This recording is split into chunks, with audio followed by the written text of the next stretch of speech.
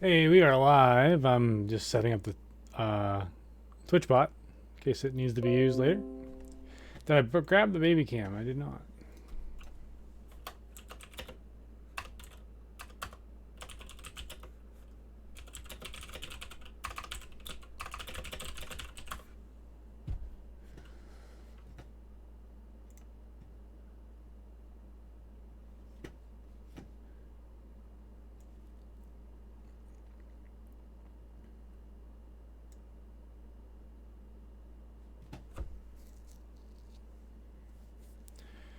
All right, so I am going to just chat for a little bit today.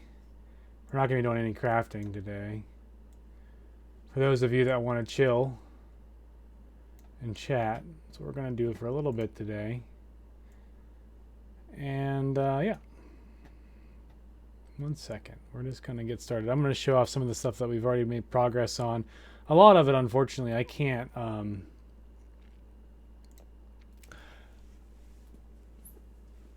Hold on, let's see. There we go. A lot of it I can't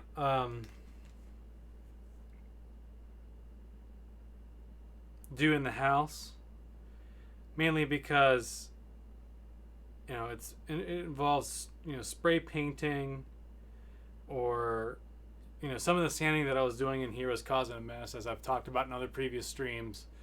So I had to stop doing it in here, and I don't have like a USB extension that's going to go as far as I'd like.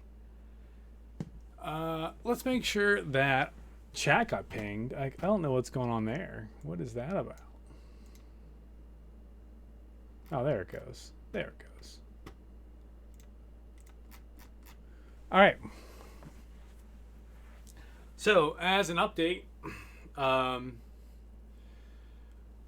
my soft parts are currently in the process of being made, or it will be starting to be made this week by the vendor that I had hired.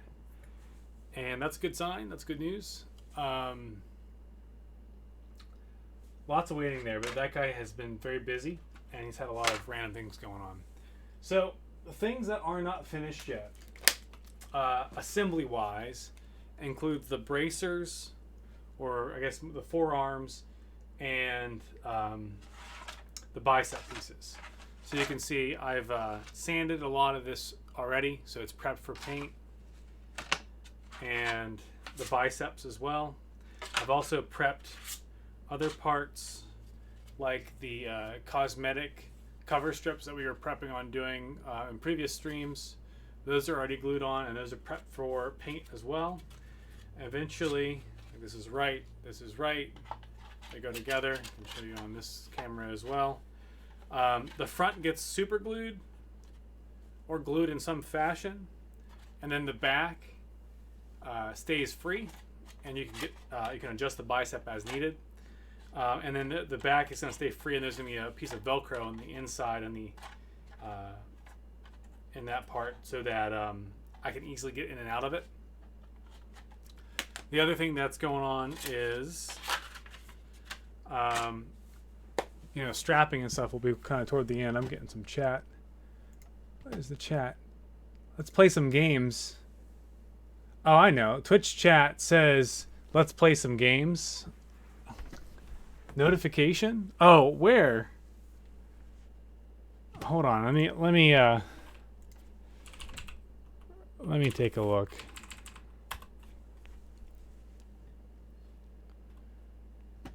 I need to go to the manager. Creator dashboard. Stream manager. Edit stream info. Oh, yeah, I see that.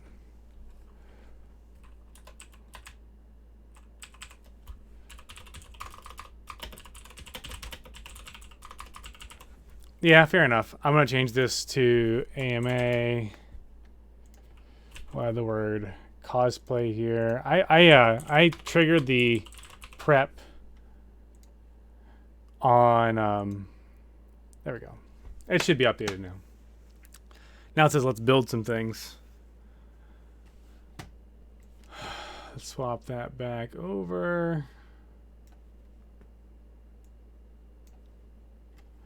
Okay. So where was I? I apologize. Again, biceps will be glued in the front, and it'll open in the back. Just like the forearms will do the exact same thing. Now with the forearms, I actually have some stuff prepped to show you the difference between the two. I have a piece of the forearm. Where is it? It might not be in here. It might be in the other room. Give me 1 second.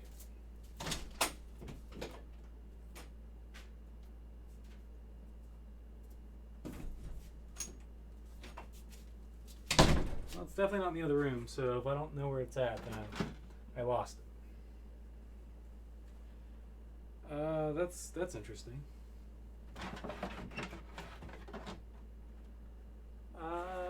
1 sec.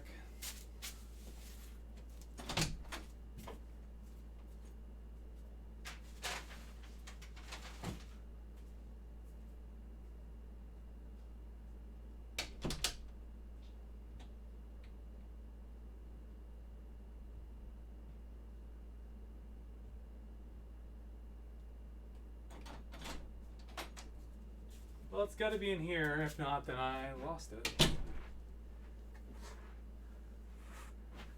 Oh, here it is. It's inside my other piece. Okay. So this is an example of the detail pieces on the forearm. If you remember the forearm when we were first sanding this up and getting it prepped, this detail front part with all the ridges was not present. It was a separate piece of resin that had to be adhered later.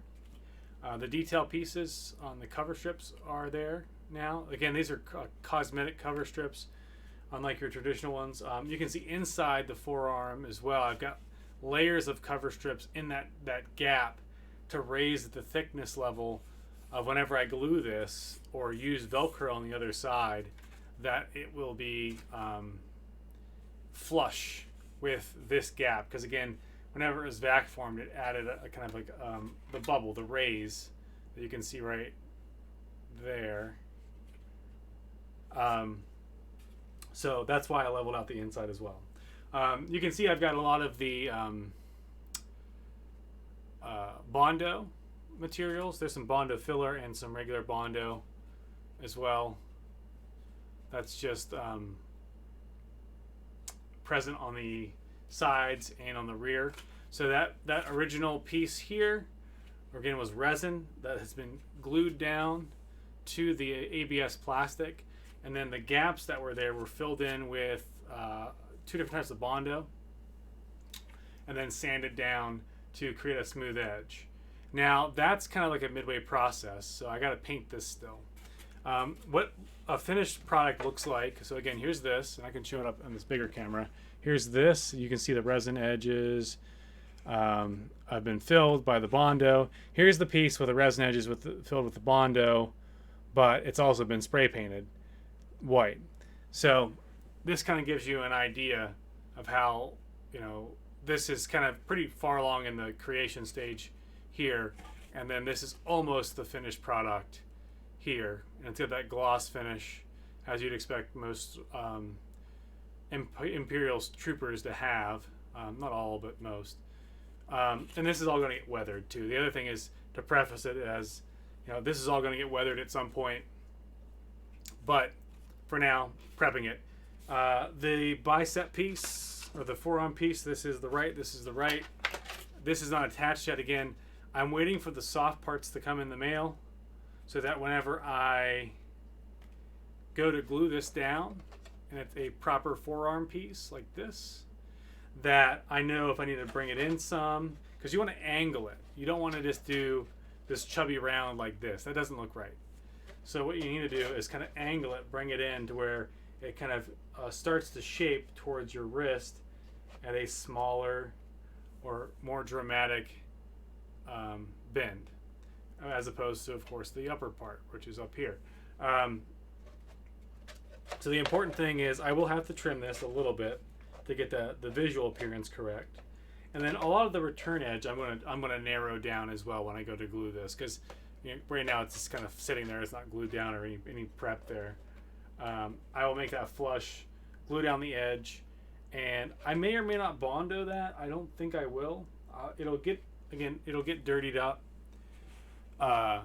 once we get weathered, but that's one of the reasons why I haven't glued these pieces in yet, is because the ribbed shirt, the undershirt that you wear with this costume, is a little bit like, it's got the ribbed effect, so it's going to cause your biceps or your forearms to be a little bit thicker because you got a little bit of padding there than just wearing a plain t-shirt. So I could go out and wear a plain sweatshirt or a plain, well, sweatshirt would be too thick, but a plain like long sleeve shirt, and that would be too thin. You really got to get that kind of middle ground, and I don't own a shirt that's going to look similar to what we're going to have here underneath the armor, the top part of the armor. So again, forearms are in progress, biceps are in progress. It's getting there. We'll move on to talking about the leg pieces. I did a lot of the leg piece work already. This one is not finished with painting. I'll show you one that's finished painted.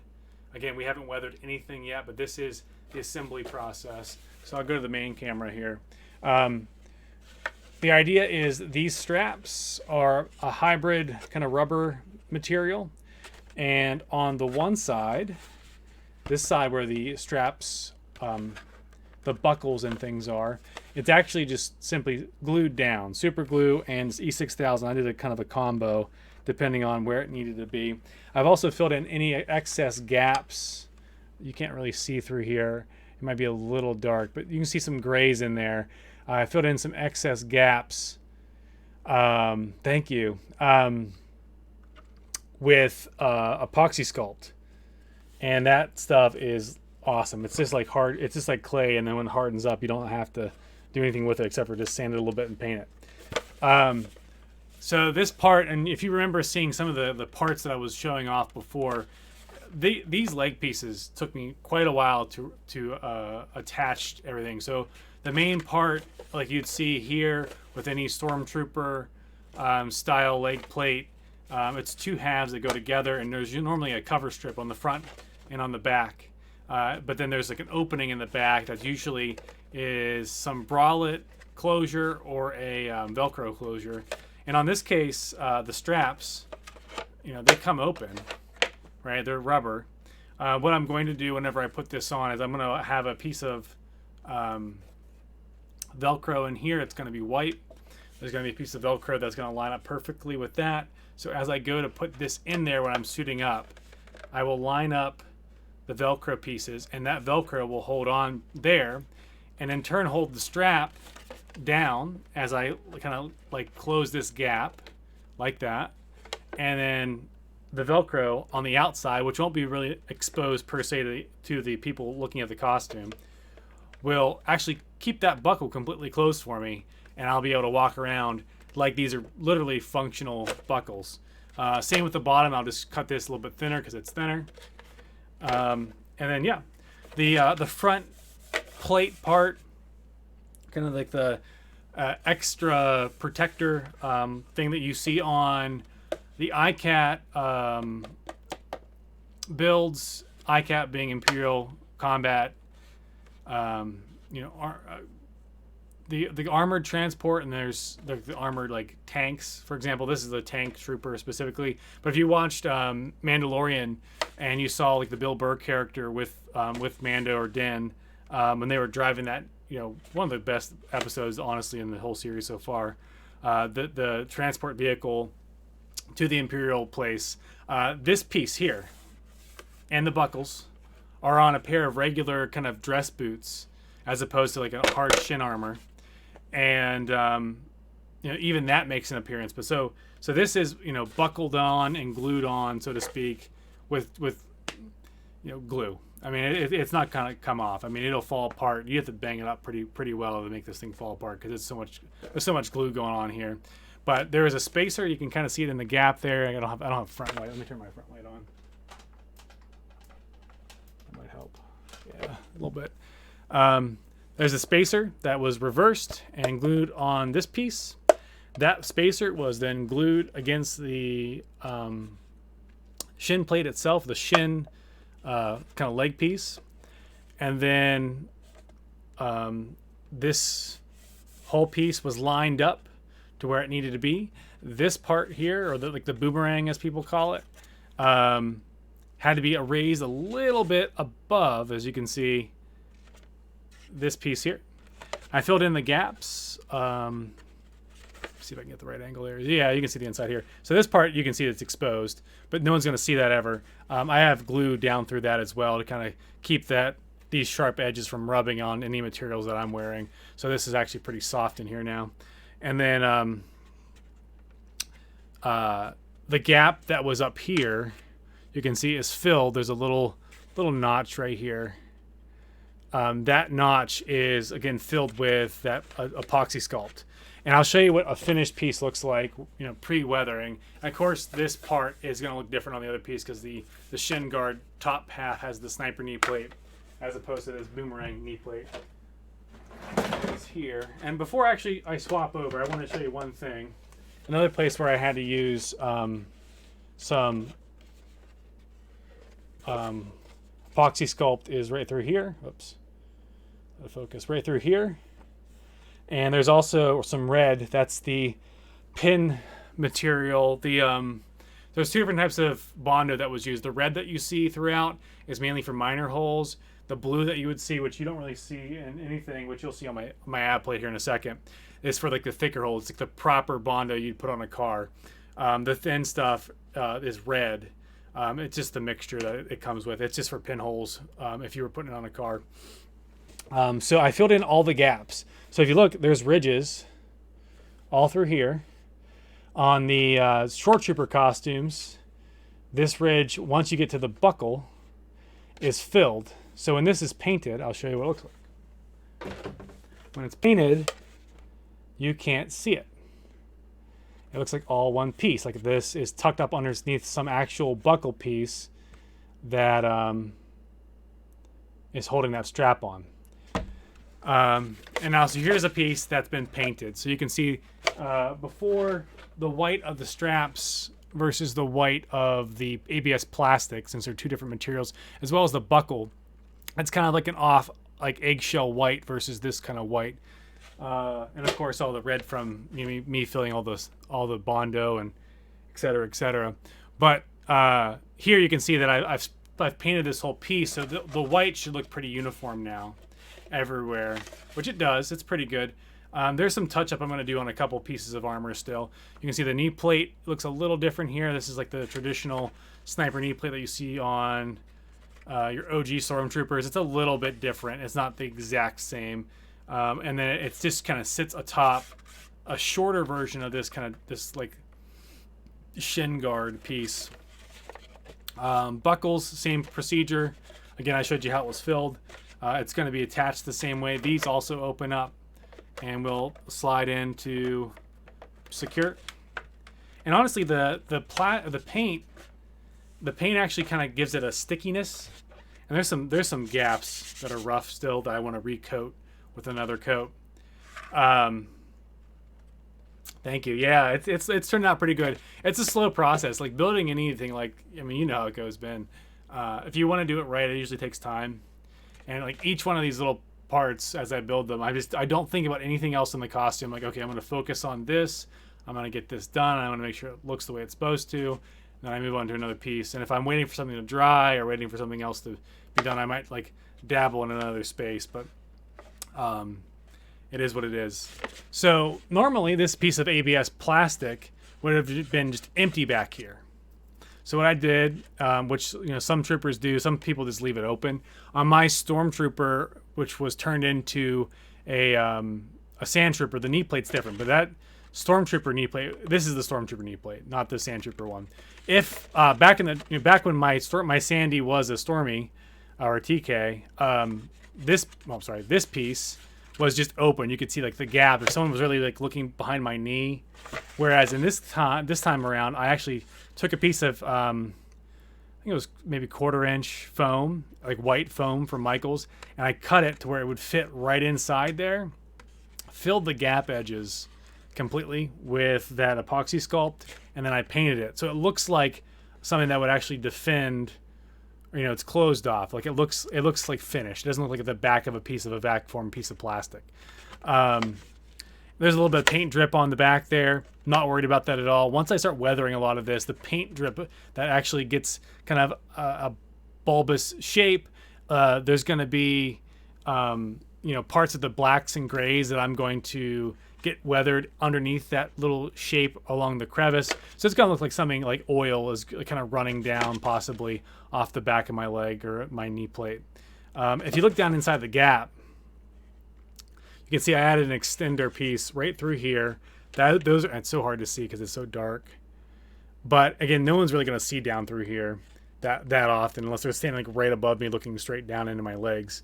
But that spacer allowed for this knee plate to sit outward away from the actual leg piece as it's supposed to. And this is just a bunch of foam in there, and I super glued that down, and then I've taken ABS paste. ABS paste is a combination of acetone, like regular acetone that you'd buy at Lowe's, not like nail polish, and then you mix it with some scrap plastic, and you fill in any of the gaps that you need to. Once it dries, it is legit plastic again. When the moisture comes out of that, the acetone dries out. Which I'll show you an example of something else on the back plate here in a second. So yeah, this is the leg plate. Again, I can get in and out of this fairly easily. I'm gonna kind of clean this up again, spray it up a little bit with white one more time in certain sections that are a little rough and not as smooth as I'd like. And things are gonna get weathered anyway, so I'm gonna probably rough it up anyway. But I want to make sure it looks like it's been finished before I go and rough it up and weather it. So there's the leg piece. So the back plate is done. Well, at least I feel like it's done besides the weathering component. There's a lot that was going on here. If you remember the collar piece I was showing off, I had to cut that out. I had to fill all the bubble gaps from the molds and use a combination of the pin, Bondo, and some of the epoxy sculpt. So the gap through here, and you can see a little bubble here from when I got some super glue on it. But again, not a big deal. It's going to get weathered. If this was something that was not being weathered, like some sort of Royal Guard or something like that, or like a traditional TK that's supposed to be nice and shiny and clean and very sleek, I'd be beating myself up about it because then it would look like crap. Like it would not be cool in my opinion. It would need to be adjusted. But you can see that there's a slight ridge or kind of a definition, there it is on the light there, of where the ABS plastic meets this neck plate by design. I know some people have been like, oh, let me fill that in all the way. If you look at it at in the movie for Rogue One with all the shore troopers and stuff like that, there is a defined ridge that's very faint that's supposed to be right there. And I'm talking, might be over the top detail, but again, this is supposed to be movie accurate. I don't think if you were trying to do like a level 1 certification for this costume that they would bust your chops too much if you didn't have that. It just, in my opinion, needs to be there because it's in the movie. These pieces here are going to be the parts where the straps tuck into the back plate, the shoulder straps, which I'll show you in just a second. The back plate piece here, these pieces were cut out separately. I had to measure them, get them lined up. I test fitted the straps, trimmed the straps down as needed, and I've also added 2 spots for the straps back here. They look like popsicle sticks, but they're not. They're shaped ABS plastic that have been glued down to the inside for 2 reasons. One, it's going to support the ABS plastic back here when it's being tucked in, it being the strap, so that whenever I'm moving around, it's not going to potentially crack this thinner ABS plastic through here on the edges, like the main body of the ABS. So it'll be able to kind of weather some of that storm, so to speak. If not, and that snaps, then your armor could fall apart. Again, in a movie situation, they use the armor for, a few weeks of filming and then they toss it into some archive. Whereas with this, you want to be able to wear it, often and be able to wear it for more than just a couple weeks because you spend a lot of money on building this thing out and it'd suck if it just fell apart on you really quickly after a couple events. So added that. One, it also has an added thickness to the lip right here. So whenever I go to tuck in the straps, there is a ridge, just like on these. There's a ridge. That ridge tucks right into here. So it actually kind of grabs on. So when I get it in far enough, I can kind of make sure I push up on it and it'll lock in place. And then my straps won't, if I'm bending forward or anything like that, they won't like jimmy out and then stick up in the back and I look like a goofball while I'm trooping. I filled in the gaps not only with the paint here, like on these edges here. Actually, I need to learn where the camera is at, right here. I also mixed a little bit of that epoxy sculpt. If you don't know what epoxy sculpt is, go check it out. It's freaking amazing. I mean, if you want to just like build clay things with epoxy sculpt and you don't want to like kiln anything up, you don't have to. Like let it sit for like 2 days or a day and a half. It hardens up so well. Then you can paint it, you can sand it, you can do whatever else you want with it. But it's great for crafting in general. There's also other detail parts that I didn't have to have for level 1 certification for this costume, but I did it anyway. So let's talk about that really quick. There's a gap here. It's a little tiny gap that is cut into the plastic right below the buckle spot where this gets tucked in. I don't know what the practicality is for the on-screen costume. I think it's probably used for hooking in to these, and these were probably all these were not ABS plastic. These were, I think, injection mold shaped for the movie for different types of plastic, not just like a vac formed thing like this. So I think they probably had some teeth on this part that actually tucked up into these ridges on the on-movie on-screen costume to lock those in place, and they probably glued them and they were good to go for at least the scenes they needed to do. But short troopers have these, so I would assume that since it's the same back plate that I added them in. Again, it looks a little more detail oriented, and if you were doing a short trooper, you'd have to put it in there. So why not put it in for this one? The CRL, or the rules, or the costume guidelines for this costume does not require you to have those. But if you put them in, I talked to the detachment XO, or the second in command, so to speak, for this costume, and he said it's fine. If you want to put them in, no harm. There's no proof in the movie that they're there, but you can assume that they could be there because of the short troopers backplate having them. Other details that are niche, that are super small, that don't have to be there for the costume approval. A little piece right here is a circle.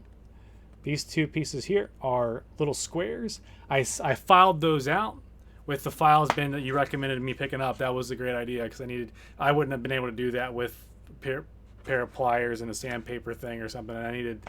You had to have files here. And then I filled those in. If you look in the back here, right in the middle, so dark in there, I know. There is the one piece, and there's a longer piece that's straight down for the two. Well, it's actually just the one circle. But anyway, those cover the back, right? So if I were just to leave those exposed, again, the hole would be all the way through the costume. It doesn't add any depth there. I don't think there's any problem with that, as you can't really tell because it's very dark on a short trooper, and you really can't tell if it's part of a tank trooper or not. But added that back as support. So again, if something gets lodged in there, or if I twist a certain way and the plastic starts to bend, there's nothing there to reinforce this thinner plastic. So one, it's going to look nice whenever I weather. It's going to get cruddy inside these little gaps. And it's also there for support. Now, it's so blurry. Let's see if I can get up close with this one. It's not too bad. Again, lighting's kind of rough right now. And I have my camera on autofocus. It doesn't look too bad. So little details here. There's these little pieces of like ABS plastic that I cut out that just hang off as little ridges. The mold that I got here, the ABS armor here, actually had the little indentions on where that plastic would actually go if you were building a short trooper kit or a tanker kit. And in this case, again, not required to have these little tabs for the tank troopers CRL, but I added them anyway because, again, short troopers have them. Tank troopers probably have them based on some pictures that I've got from the stills in the movie. And again, even though the CRL says nothing about them, again, I'm not, the CRL is the rule to get approved, but if you have images or content that is well, within the film's, documented anything, it includes like the books and any of the other officially released Lucasfilms content for this. If it's there, then you can add it. And just tell the GMLs or the DLs, hey, by the way, it's in there. Like, here's the proof, and let's add it. You can see I've added the detail pieces. It's really hard to see in there. It's so dark. Let me step back a little bit. I'm blurry now. Let's go to this camera. Yeah, that's not too bad. I don't know. So each plate, this top part is part of the black piece down here. Hey, what's going on, Scout? And that top part had to be painted, right? So I had to cover all this stuff up with tape and paper, thin paper that you can buy like at Lowe's, and spray painted the top part because that part, the vents are all white, and in the back here is black because you can't really see through it. So I painted the back part of the plastic kind of holder black with this acrylic black, so it looks kind of dirty in the back if you really stare down inside. You can't really see it on the stream. And then the other detail pieces, like there's a little heat sink CPU processor. Again, almost impossible to see on the stream right now. It's very hard. There it is. This was glued on separately. This little circle here was also glued on separately. And then again, I had to paint this top part grill. And then they pop right down into these boxes because they're recessed. And then you line up those boxes after you've filed out this whole piece. Oops. This whole piece gets filed out. And then those boxes just kind of line up. And what I did, I was talking about ABS paste earlier, I actually set those with regular super glue at first. And it held it pretty well, but I wanted to make sure it was nice and secure because it's going to be on my back when I'm walking around. I don't want it to fall out because if this part falls, I mean, these are resin pieces, they will probably shatter. So I trimmed around the whole edges with ABS paste. So this is all now officially attached to this back plate. Like, this is not coming off. I mean, I can hold it from this because now that two pieces right here that were separate are now one with the back plate because I have pretty much fused them together with ABS plastic. They are not coming off. And I need to sand them up a little bit so they don't poke me in the back when I'm wearing this costume. That's one thing I need to do still. But that's a great use of, if you have an ABS costume, to mix up some ABS paste so that you can fill in any flaws or gaps, as well as if you need to make sure that something is maybe not as visually being shown, but you need to make sure it holds really well. Something better than any type of glue that you can buy is just essentially reanimate the plastic to, completely be sealed. Now there's a small gap that I can see still up underneath here, but it's not a big deal. The whole body piece is attached. Now this little ridge that's kind of like a cup right here that's like shaped, that's just to conform to your lower back. That's how he built the mold, but that is for the gap detail down here. So this piece had to be cut out. This is a piece of resin, square. It was like a perfect square shape or rectangle shape. It's got this little detail here. And so I had to cut out this ABS gap. So this is actually like this piece back here recessed into this space. And this just simply gets weathered. It's like in the movie, if you look at from the high-res 4K version from the Disney Plus stream, you can see that this is just, open like it is, and then there's just a bunch of grease and junk that have been kind of like put in there and cleaned up to make it look weathered. This little oblong shape and the dot, again, is on the Shore Trooper. Some tankers have them on their kits for CRLs.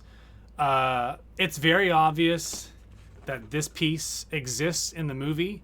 It's not super obvious that this piece exists in the movie for this kit. But I want to say it does based on, again, it's based on the Shore Trooper model.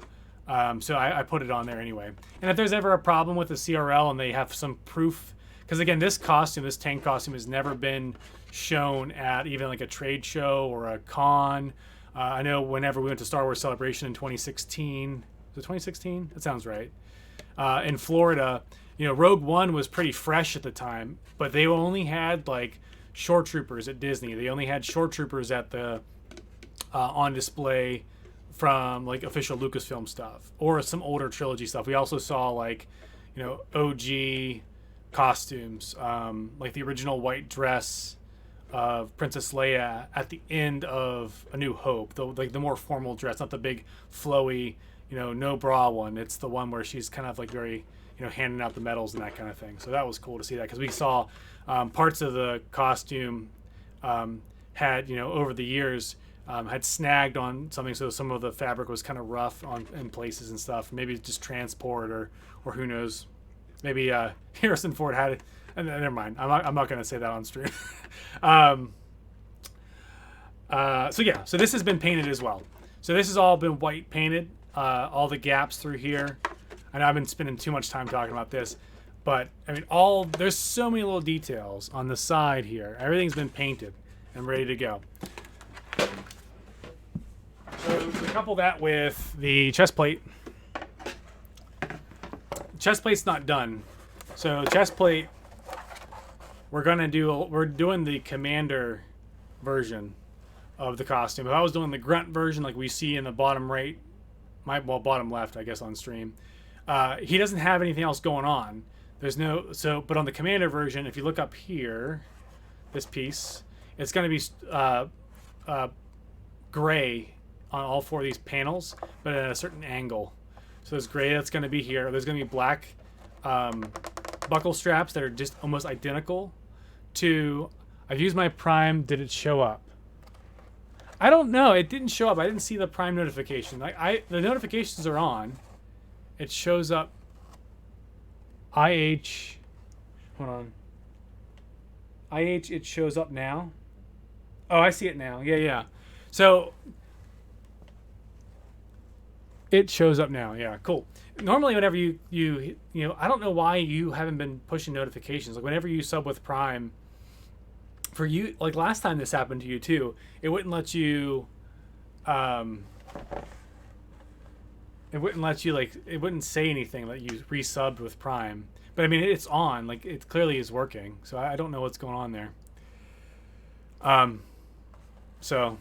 But thank you for the sub with Prime, Mr. Scout, man.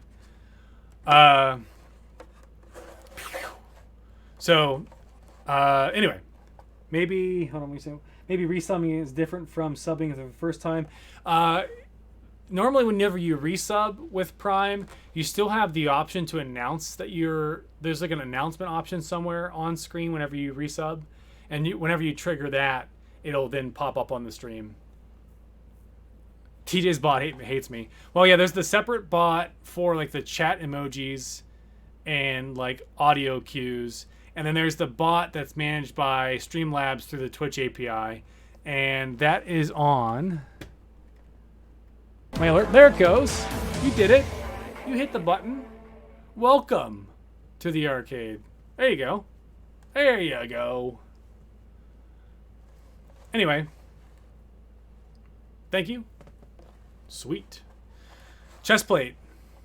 Again, and I have a little figure of the Shore Trooper, specifically the squad leader build of the Shore Trooper, which again the shoulder pieces and the way the chest plate is designed, it's identical to how the commander for the ICAT tank trooper is going to have the same. Now the colors are different, but like the positioning of where that blue mark is, in my case it's going to be a dark gray up here, and then the shoulders.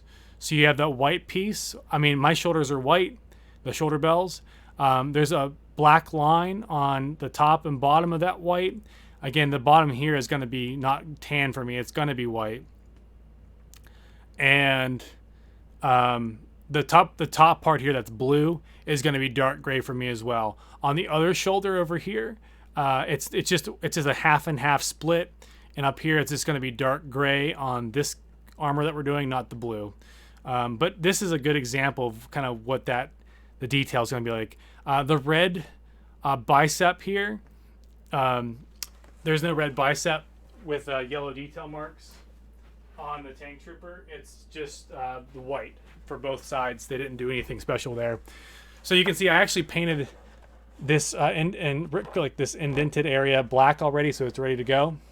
One thing that I didn't show you on the, let me show you really quick, just so you get the full experience. Not that I'm showing you little toys and being like, oh, this is how it works. But if you look at him, there's a little yellow U shape right below his chest plate, or above his chest plate. Or on his chest plate, above the little black recessed area, there's a yellow U. In my case, there's going to be a yellow U, not yellow, a red U shape. And I've got the masked out template for that. And I'm not going to paint it just yet. I want to do all the detail spray paints first before I do the hand paints. I kind of regretted doing this hand paint. I had some time the other night and I wanted to get it done. This is all going to get masked off. I'm going to actually, I have like a 1/4 inch blue masking tape, or not masking, it's painter's tape, but it's same difference. And then I'm gonna actually do all the detail pieces. These 3 ridges that you see here, they're gonna remain white. So whenever I paint those little gray squares, this part doesn't get painted. It's gonna stay white. So they're gonna be 4 separate areas, and they're gonna be kind of at an angle on the sides. So it's gonna be really slick when it's done. These pieces are flexible. Again, they'll be able to tuck right into the back plate. And then there are 2 holes here in the front. That is for the collar of the other piece. And I'll show you how that works really quick. So these pieces down at the bottom, in here, there's going to be white Velcro. And there's going to be Velcro on the outside of this piece.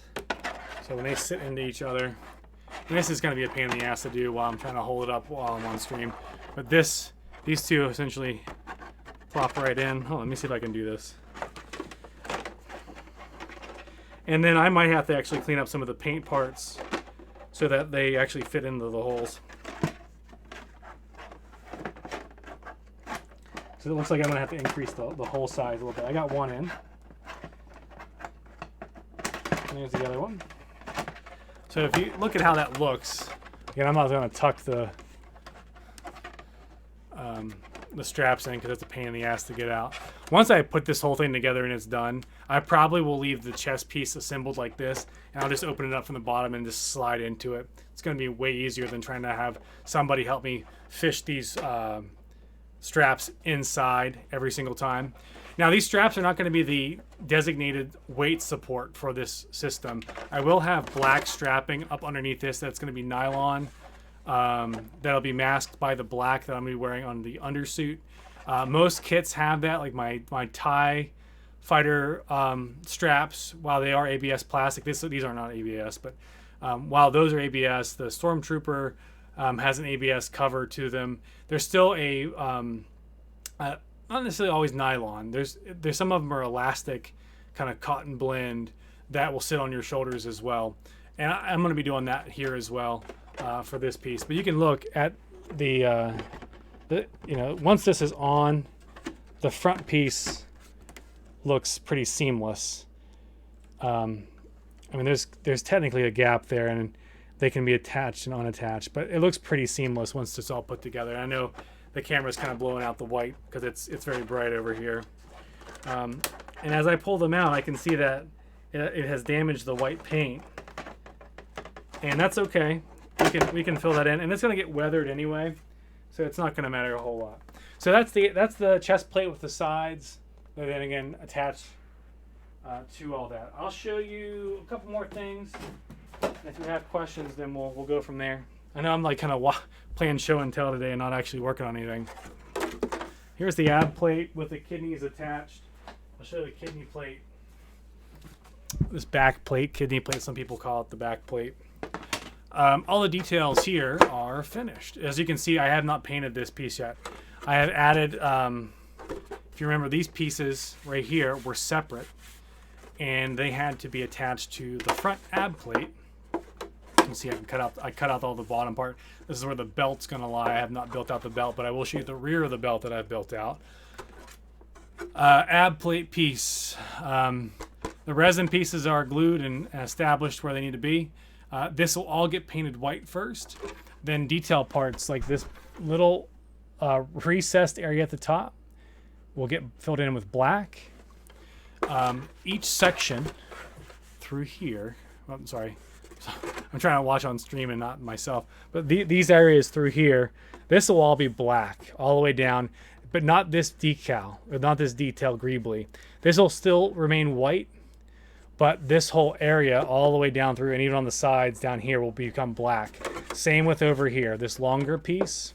I actually had to debate this longer piece, some of the details on this based on what I've seen in reference materials versus the movie versus Shore Troopers. My guidance was to keep them as the Shore Troopers look until any definitive evidence have come out that this piece is different than the Shore Troopers in the movie, which who knows, we may, you know, it might change, it might not. Depends on Lucasfilm if they even have these pieces around still for the Tank Trooper, or if they go to remake it, or who knows. Anyway, this part through here, all the way down on each side, and the top, this whole recess section will become black. This greebly will stay white. Everything else through here will stay white besides that little black part here. This will all get weathered, of course, and it'll have some junk associated with it. You can see that, you know, when I took those two pieces of ABS and I adhered them together with glue on the inside, it's a hybrid between E6000 glue, like the slow drying glue, and regular the medium grade, or like the medium viscosity Zappa Gap super glue, the 4-ounce bottle, the big one on Amazon, because you need a lot of glue here, not just for this, but like the whole costume in general. Almost out of that 4-ounce bottle, and that's good because I have a little bit more to do. Anyway, you can see that I've actually filled in the gap. There was a definite defined gap between this high ridge and this lower ridge of the ABS plastic, and it just, you know, in the movie there is no gap there. That's like a defined ledge. It's like a smooth transition up, and there's a ledge, but it's a smooth transition up. So on both sides, I had to fill that in with, you can see the blue and the red. So I first filled it all in with the blue, the thick real deal, like auto body Bondo, and then I sanded it down. Some of the Bondo came out and started to pit and have little holes in it. So then at that point, I had to fill in those pits with like the pin needle, like thinner Bondo, which is the red that you see here. And then now, essentially, this has been sanded all over. Like all this, there's a little bit of gloss to it, but not much anymore because I've sanded the heck out of this with just, you know, fine grit sandpaper so that it's prepped to soak in that paint and it's not going to run or, you know, peel off or whatever. It has something to really kind of grip onto with this ABS plastic. So the shine has been pretty much removed, and the shine will come back whenever I get that gloss paint on there, but again, it's going to be knocked off again a little bit when I go back to weather everything to make it more authentic. So it's funny, it's you kind of you have this great shiny piece of plastic, you rough it all up so you can then make it shiny again, so then you can just get it all dirty. But that's how it goes. And last but not least, so like this little recess line here, whoosh, this is going to get painted black. Most shores, not all of them, but most Shore Troopers have a black line behind this ridge right here. That black line is, sorry, right here, this little thinner part right there. Again, the Tank Troopers also have that black line that go up through the back. In the back, you can see this is how you're going to get in. You can, you know, step into this and wear it, or you can slide it over your head and slide your arms through. It's really however you want to go about doing it. But you'll get in, and this will give you some flexibility to jump in. Again, the sides have been glued, so I'm not too worried about that. I've reinforced both sides completely, plus the Bondo is going to help it hold. So I'm not too worried about like letting this cling together. Once you get in, there's going to be, through these little like recessed areas, there's going to be Velcro there. That Velcro will attach to Velcro on the inside of this backplate. And that's going to line up like that.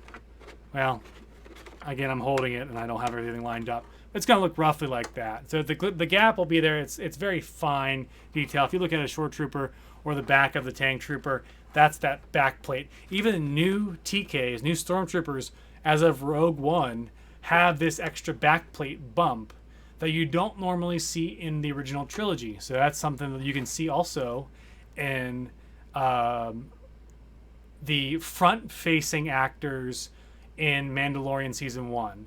There's a couple episodes where you see a boatload of stormtroopers in season 1 of Mando, and those are actual 501st members with their own kits. They keep them in the back because they had a variety of, A New Hope, and most of them were probably A New Hope.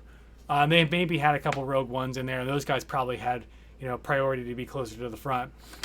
But they probably recycled actually screen-used Rogue One costumes, or had some new ones made specifically for those up-close shots indoors and things like that. But then all the background actors were able to use their kits that they built, which is pretty slick.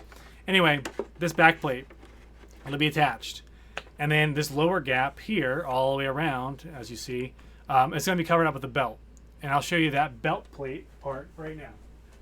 All right, so most troopers have some sort of thermal detonator on the back, not all of them. Thermal detonators comes in all shapes and sizes. This is what the tank and or short trooper one looks like. Same cylinder concepts with the ridges and then the caps on either end. This whole piece is resin. The caps were separate. I have attached those and painted those. I have attached them to a plate. If you look down in this gap, you can barely see it. There it is. That holds that out away from the plastic piece. And the plastic piece is that U shape you see here is ABS plastic, not just the resin. And there's these two drop boxes that have the little details that kind of hang down. I just got those hooked up, I think last night, to be honest. The inside, you can see here, I've got some screws and some reinforced pieces of plastic to support those so the plastic doesn't crack and it fall apart. So not only is this glued down, all these pieces are glued down with, again, hybrid combo of E6000 and regular super glue, I've also mounted them to this plastic so that it's going to be very sturdy. It's not going to fall apart on you. And like, if the glue gets hot one day, I'm out in a troop that's like 90 degrees, the glue starts to maybe melt or something like that in the direct sunlight. Well, that's not going to happen here because I've mounted all this with screws. So that's good to go. It's all supported. And where does that go? It goes right back here. That covers up. Well, it's hard to hold everything all together at once. Normally this will be Velcroed. So this comes down. We're going to ditch that. Hold on. So this is going to sit right down here. And then again, normally that back plate's going to cover the upper part. This piece is too long right now. There's a lot of extra plastic that I'm going to cut off. As you see from the sides, as I lower this down, it's going past the part where I've got the Bondo. It's actually going to get trimmed up a bit back closer toward where the black line is going to be, and the upper kind of raised thicker line is. And then another drop box that looks like these will sit right at the cusp of where I'm going to cut this. So it's going to be on the fabric, where the fabric meets the plastic. And whenever you see the belt finalized, it'll make a lot more sense. But that's how you hide all the gaps in this costume. Down here with the various pieces, and then the back plate. I'll let you get into the costume. To wear this costume, this piece here, I'm going to be building kind of like suspenders for it. Some people use suspenders for their TKs. I never used the suspender approach. I used some of the old school ways with a metal bracket system and elastics for my Sand Trooper to make it more authentic to the original film from the 70s. And it's held up so far. I mean, I think it may not be the best way to do it, but it's the more realistic, authentic way to do it. In this case, Short Troopers had in the movie this extra piece, and you don't see it on screen at all, but I mean from the behind the scenes stuff, they have this extra piece that sits between this gap. It was a zipper, and it was a black piece of fabric that allowed the actors to get in and out of this and then zip this closed. So in the event that any elastics or maybe adhesives, or if they used Velcro, maybe they didn't, I'm not quite sure, for that back plate, if that were to kind of start wiggling, the zipper would keep all this from wiggling too much and causing the costume to kind of droop down on the actor as they're running around on the beach and that kind of thing. I am not going to be adding that in because I am not going to be running around frantically and falling on my ass in this costume. So I'm not going to be adding that in. The guy who's doing my soft parts, by all means, I'm sure he would make me one if I paid him some extra money to do it, and that would be attached on the inside. But what I'm going to be doing is I'm going to be adding snaps in some capacity to the inside fronts in here and on the back side, and then I'm going to do essentially suspenders on the front all the way up, and just like regular suspenders, they kind of cross on the back and they come down in an X shape on the back, and that's all going to get covered up anyway as I wear the ab plates and chest armor and the back plate. No one's going to see all the stuff on the close knit area of my chest. One thing I'm trying to figure out if it's doable or not is on the back plate, there's some room back here, right here specifically, to maybe put my Acre speaker. An Acre speaker is, if you ever see anybody in the 501st, not everybody has them, but we usually have speakers somewhere on our costume, so it sounds more authentic, and we sound like we're able to walk off the movie set, and we have that sound like the audio has been increased. I'm not going to be running around and falling on my ass. That you know of. That's true. We have done skits for the Wheeling Parade a few years ago when we were in the Christmas parade. I was a scout trooper at that point, and I was way more mobile, so nothing to worry about there. I don't know. So who knows? But I was thinking about maybe adding some Velcro here or something here to strap in an Acre speaker that could live in my back plate, and then run the wire up through my back of my undershirt and then up through my balaclava that I'll be wearing to cover all that. And the headset will be inside my balaclava, and of course the helmet would be on top, so you wouldn't see any of the wiring. That's the goal too. Some of my costumes, like my snowtrooper, and maybe we'll do another stream where I start showing off some of the costumes that I've finished and how I've done some little details to mask wiring jobs and things like that, so you don't see them visually when I've got the full costume on and that kind of thing. But anyway, Acre speakers add to the experience. You get the headset in your helmet. You have some sort of auditory, more than just your voice underneath the helmet, just sounding like a normal person talking. Kids love it. Adults think, oh man, that's so cool. So I always try to find a way to interact with adding a speaker in some way. I have two different Acre speakers. Again, we'll do another demo at some point where I talk about the differences between sizes of speakers and what they do. And some of the bigger ones are usually more amplified. They have more juice in them, so they sound louder. But the goal there is going to be, can I even get it in the costume? On my TK, well actually it's not TK anymore, my Sand Trooper, I hide it in the chest plate. I built pretty much a bra strap concept. It's like a shoulder straps, or maybe think of it like a gun holster kind of a thing, but it has shoulder straps. It adheres in the back with Velcro. It has a long strip here right across my chest. And then I take my Acre speaker that I have elastics to, and I loop it down through and I attach it to my chest right here on a separate strapping system over my shirt. And in the case with my my Sand Trooper, it is a full body, like kind of a scuba diving underlayer that I wear, so that this kind of goes over top of that. With a ribbed shirt, with this and having this on, it may not work because it might be too thick. But the idea is whenever you put this chest plate on, assuming it sits flush, there might be just enough gap. And I don't know if I'm going to have enough gap on this one. I don't think I will. There's just enough gap to have that speaker to sit right there on your chest and no one can see it. And the speaker, is facing this way, so it's going to be a little muffled because of the plastic blocking it, but it's going to be facing toward the people that are interacting with you, and they will hear it coming out. Looking at you, they think it's coming out of your helmet, but it's coming out of your chest. Last couple things I'll show off before we just kind of probably wrap up for the night. I know we've been streaming for about an hour. I'll go a little bit over an hour. Here's like the belt buckle piece, and depending on, I think the position goes like this, and that's going to go on the belt piece, which I don't have in the room at the moment.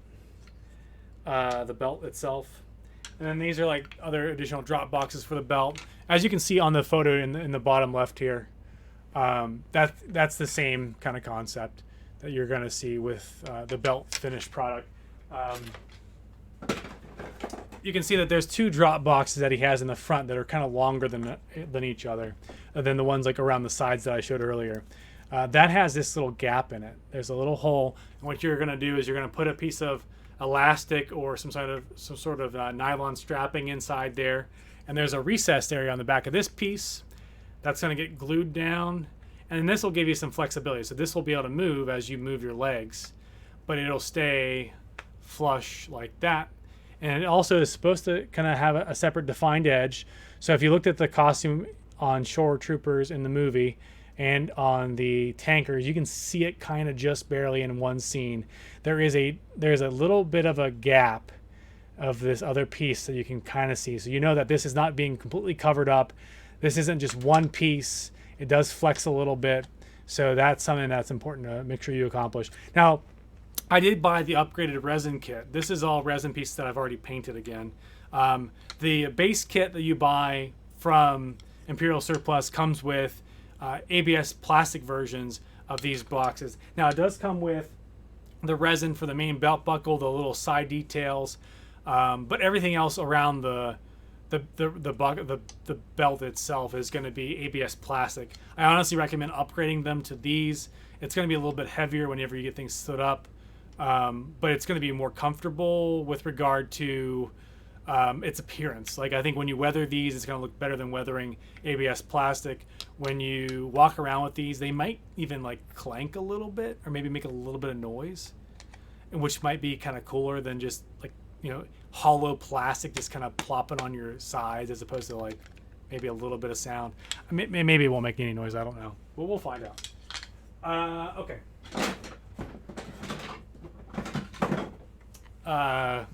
Hand plates, right? These hand plates have been prepped for paint and painted, so they're ready to roll. The back sides have not been painted, but they are going to be on a pair of gloves, which I don't have on me right now. They're in the other room. The hand plates, I'm gonna go grab the gloves. I'll show you what the gloves look like and how they come from another vendor really quickly. One sec.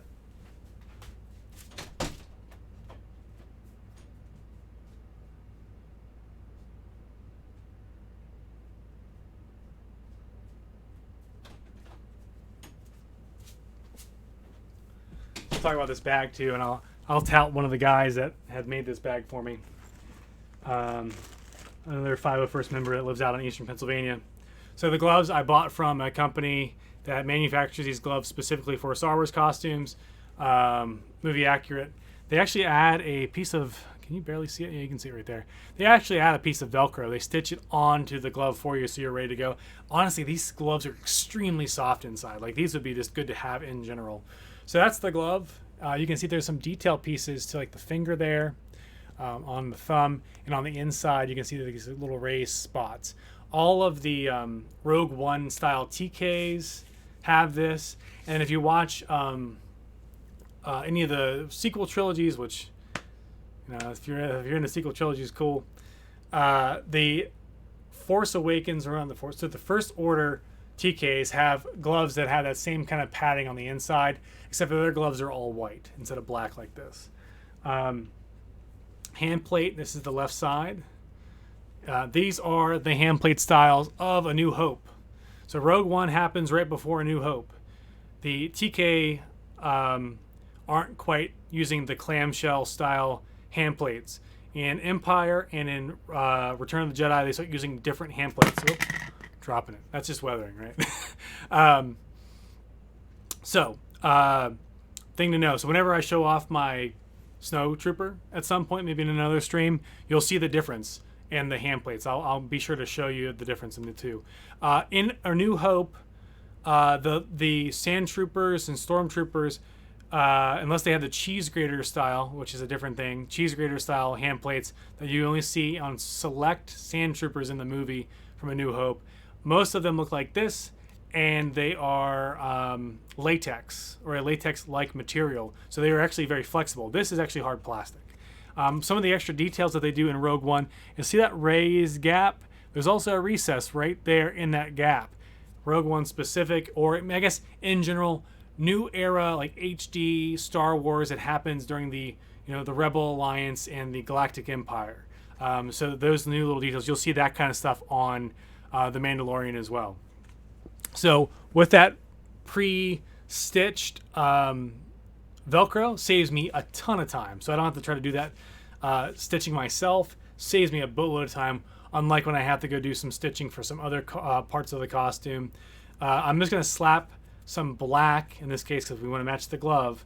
Not just use white here, because then if you see a gap, you might see the white. So ideally you use black on this case. Other situations we will be using white sticky adhesive Velcro, which we'll use industrial strength so it doesn't fall apart really easily.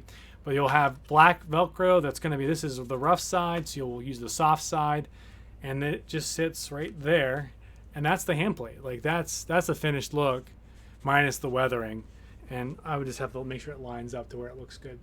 And that's the hand plate.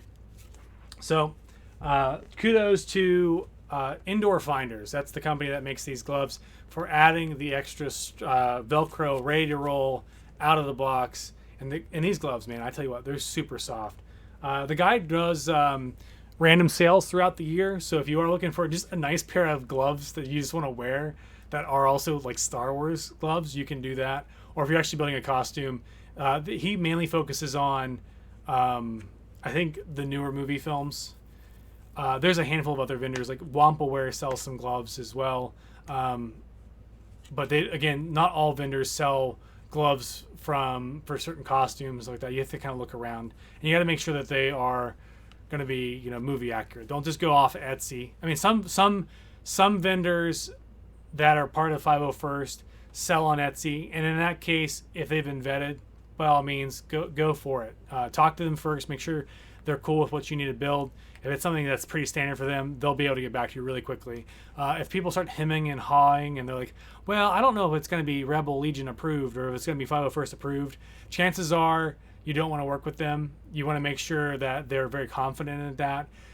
And then again, if they are confident, you don't want to just jump at any gun. Like, go check with your GML, go check with the detachment lead if you're building a specific costume for a certain detachment. In this case, this would be Armored Cav for this costume. And make sure that those folks are like, hey, I want to think about buying from this vendor. Is it a trustworthy vendor? Like, anybody else get their costumes approved using this vendor? And if they've been vetted, then by all means, go for it. So again, hand plate, glove, easy piece to roll. Here is the decal. You can see it's bundled in two pieces. There's the U shape right there that I will attach to the chest plate when I go to do the hand painting, which will be perfect because it's actually, this U shape is actually comes with a kit. It's hand shape, or it's shaped to the same width of that chest plate because not all chest plates are created equal. So he has designed a U shape to fit with his own chest plate. So perfect.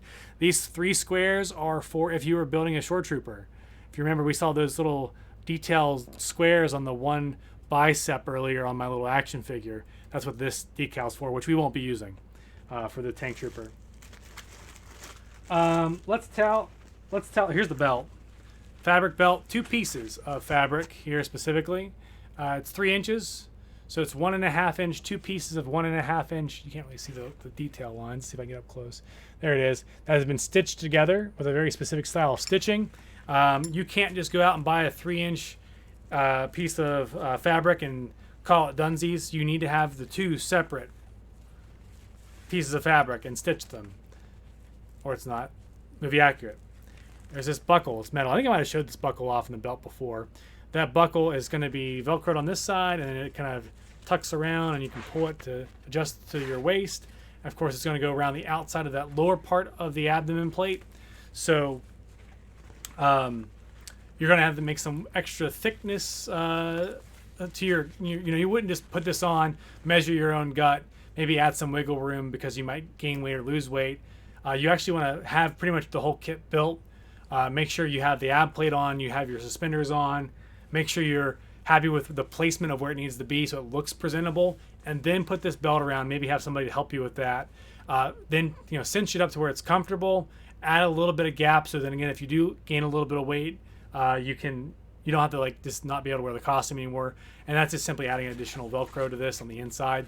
And then that's when you can actually start building out the belt piece itself. And when I say building it out, I mean adhering and realistically drilling in holes through the fabric and attaching screws as well as glue to help with down here. If you look at his belt, keeping all that stuff on this fabric belt so that it doesn't fall apart. And you want to also make sure it's centered. So again, if you add a little bit of gap through this back part, because this part, the metal piece, goes dead center on the back of where your spine is, that you have some wiggle room so that if you do gain weight or you lose weight and you cinch this up, it's not going to have this metal piece kind of off to the side. And again, the metal piece is pretty much hidden. You don't really see it because of the ABS plastic cover on the back of where the thermal detonator is. It pretty much covers it entirely. But again, to be movie accurate, it'd be dead center of your back. Front part where the buckles is, or the buckle part would be dead center of right below your belly button on the ab plate. So I'm going to tout this bag really quick. This bag was made, and this guy's got a sale going on right now on his Facebook and through 501st website. And I think he might have an Etsy store too, I'm not sure.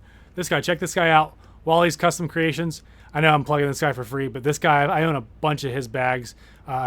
He makes helmet bags for Star Wars costumes. He'll do whatever. Like if you want a lightsaber holding bag, he'll make it. If you want some other, you have some other prop costume and you want a bag for it, he will custom make it for you.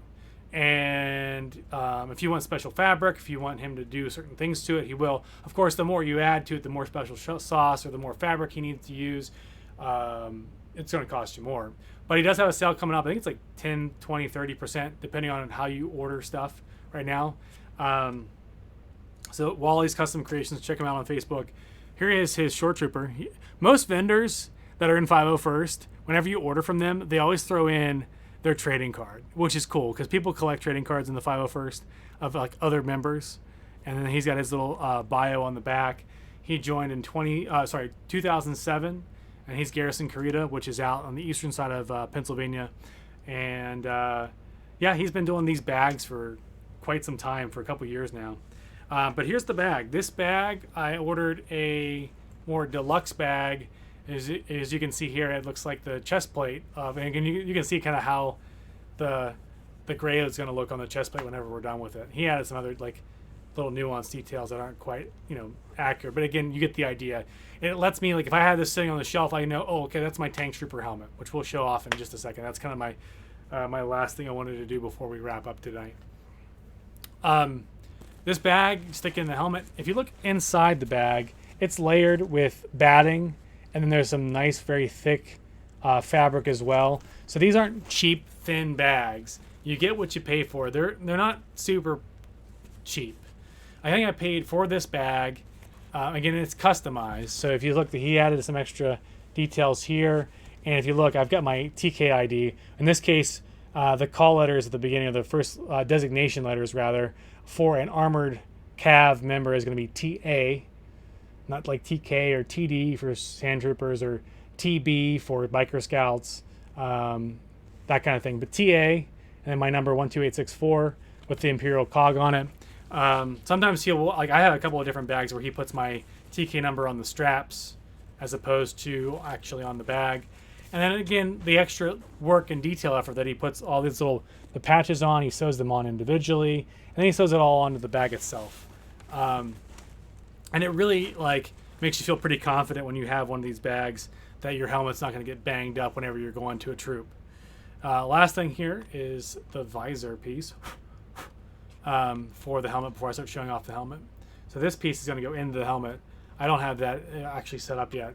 There is like a nose impression, like he being the Imperial Surplus folks or Kevin that I bought the kit from. He includes this with the helmet. He actually shapes it so where it fits the helmet perfectly, so you don't have to do your own lens material and shape it yourself, which I've done countless times. I've done it for all my kits, except for this one. I only need to trim this up still. Like I trimmed it initially, but then I need to get all these return edges off so then it glues in. And I'm just going to use super glue. Sorry, not super glue. Hot glue to hot glue this in. So then if this ever gets scratched up or dinged or I need to clean it out or something like that, I can just heat up the hot glue, rip it out, and replace the lens if I need to. But since it has that shape to it already, you can see there's kind of like a bridge nosed shape, kind of thicker at the bottom and kind of curves at the top. It actually kind of distorts your vision a little bit. So I'm not sure if I'm into it. I'm not sure if I'm going to like it. It really needs to sit low enough to where it's not going to hurt my eyes. The bubble lenses that you commonly see in A New Hope Hero Stormtroopers or in the TIE Pilot kits and stuff like that, it looks like you're underwater. Like if you open your eyes underwater, everything kind of looks a little distorted. That's kind of what the effect is when I have this up on my eyes right now. Like when I look to my left and my right, the parts that aren't bent, it looks completely fine. But when I look dead center, it looks kind of blurry, and I can't really see very well. So I don't know. I might not use this, to be honest. I think I'll probably use this to help me shape a piece that I already got of some black smoky acrylic already that I was using, and I have extra for Lisa's repair job for her Royal Guard that we haven't done yet. But I've got extra too. I'm not going to need all of it. She has plenty in there. But I might just hold off on this, even though I love the fact that I can just plop this in, it fits perfectly, and I just glue it in and I'm done. But again, when I get this up to my eyes, I'm just not digging it. It looks like visually uncomfortable. Like I feel like makes me want to go cross-eyed a little bit.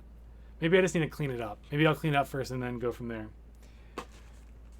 Okay, so let's talk about the helmet. I'll have to clean up my mess. But the helmet's got a lot of detail to it. This looks a lot cooler than I did before. If you remember, this was 3 parts. There was no painting to it yet.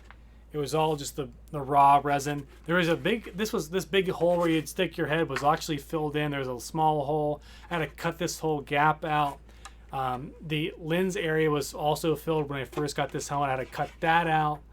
And then I had to prep everything for painting. So there were, and you don't really see it anymore, which I was a little worried about at first. It's very hard to see now. I mean, if you stare it down, you can still see it. But there is a line, and you might be able to see if I call it out.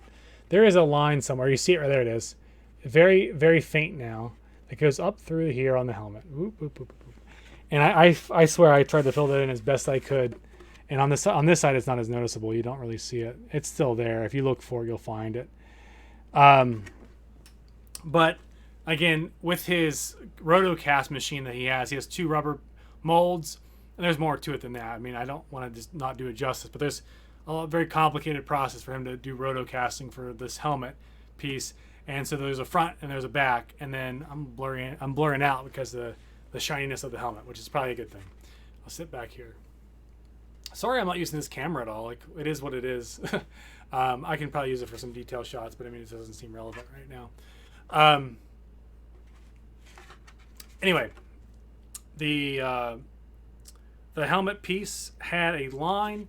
I think at one point I showed it off in the stream where there was the red kind of pinhole filled Bondo was present.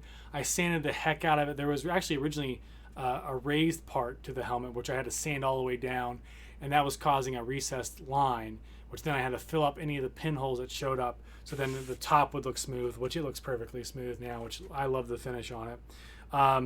There's some crustiness going on. If you look at it really close, maybe you'll see it.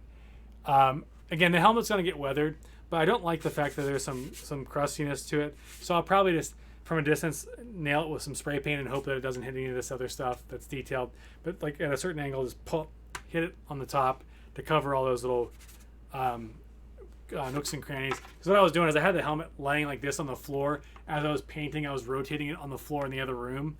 And it was just kind of caking on like the junk yellow paint and stuff. And there's like a little piece of black at the top.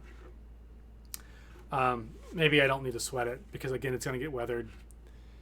Anyway, the front piece, there's 2 parts. If you remember, there was the horn plate, which is actually, see, there's a black little ridge up around, not this recessed ridge that looks kind of messy right now, which is going to get weathered anyway, which is very difficult to hand paint, by the way. But this is all going to get weathered, and like there's going to be a visor that's dark that sits right here. No one's really ever going to see that. It's going to be very difficult to see. But again, get all the details, right? There's a black lip right here. I had to separately spray paint that line black, just like this. These other black sections were hand painted. These are not decals. They were all hand painted. Like the telephone icon logo, like the Ralph McQuarrie style telephone thing that was used. These little recessed sections of circles aren't painted. They're going to get weathered though. They're going to have paint put in them at some point, but not the same enamel-based paint. It's going to be an acrylic that's going to look a little bit more dusty whenever this all gets weathered. More details, you can see underneath there are black lines, and there's a little kind of almost looks like black exclamation points. That's all part of the helmet. There's one scene, and it's like 2 frames where the the tank trooper gets shot in like the chest area in Rogue One, and he kind of flings his neck back, and you can see up underneath his neck that this part right here gets painted all the way black, all the way up to this like kind of lip area where you'd have your face. And then also whenever he's rolling through the town, he's kind of looking around and kind of looking up and down. You can see that detail right here. And then there's this little greebly. It has little black ridges on it. I had to paint that. And it has the ridges go kind of diagonal toward the helmet this way. So don't, put it the wrong way. You got to make sure it goes the correct way. And then this lip kind of is supposed to be kind of like a rubber gasket seal effect around the edge of the helmet. It is just painted. I would imagine it was just painted for the film as well.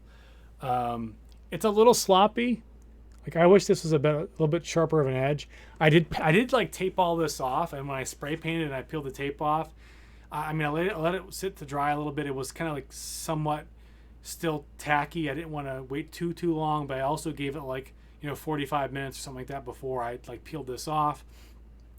And it just didn't turn out the way I wanted it to. I actually kind of went back and cleaned it up a little bit. But again, in this case, if this was like a Royal Guard and it had to be pristine, or a new TK and had to be pristine, then it would be a problem. But in this case, it's going to get weathered. So those little details that I kind of beat myself up about a little bit, I'm not going to need to worry, because actually when it gets weathered, it's going to look pretty good.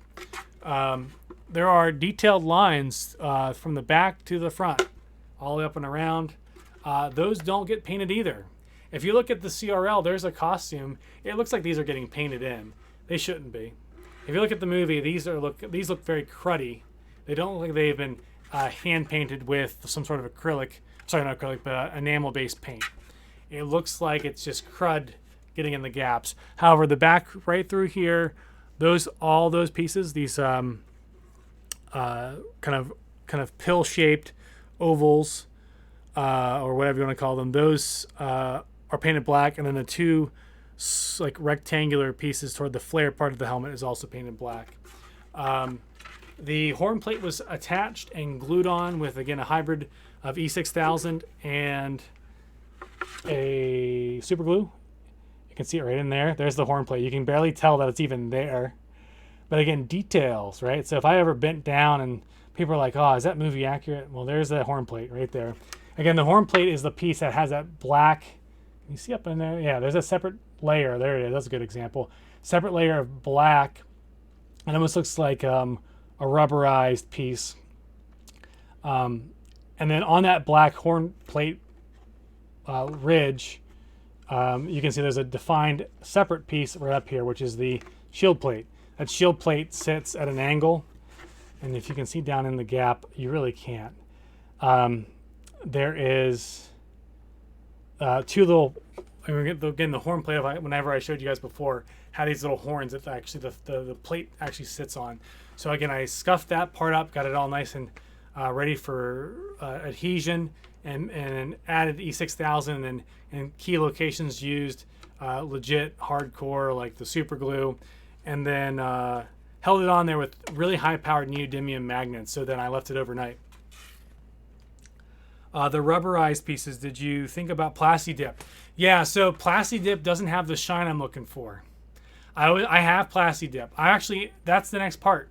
So the inside here of the helmet is white. I'm not keeping it white. It's going to get Plasti-Dip. I'm going to tape all this off. I'm going to mask this whole helmet off so I don't get any back spray on it. I'm going to cover up the lens area with some tape. There will be a little bit of white there, but that's fine. There's Plasti-Dip Glossifier. Are you serious?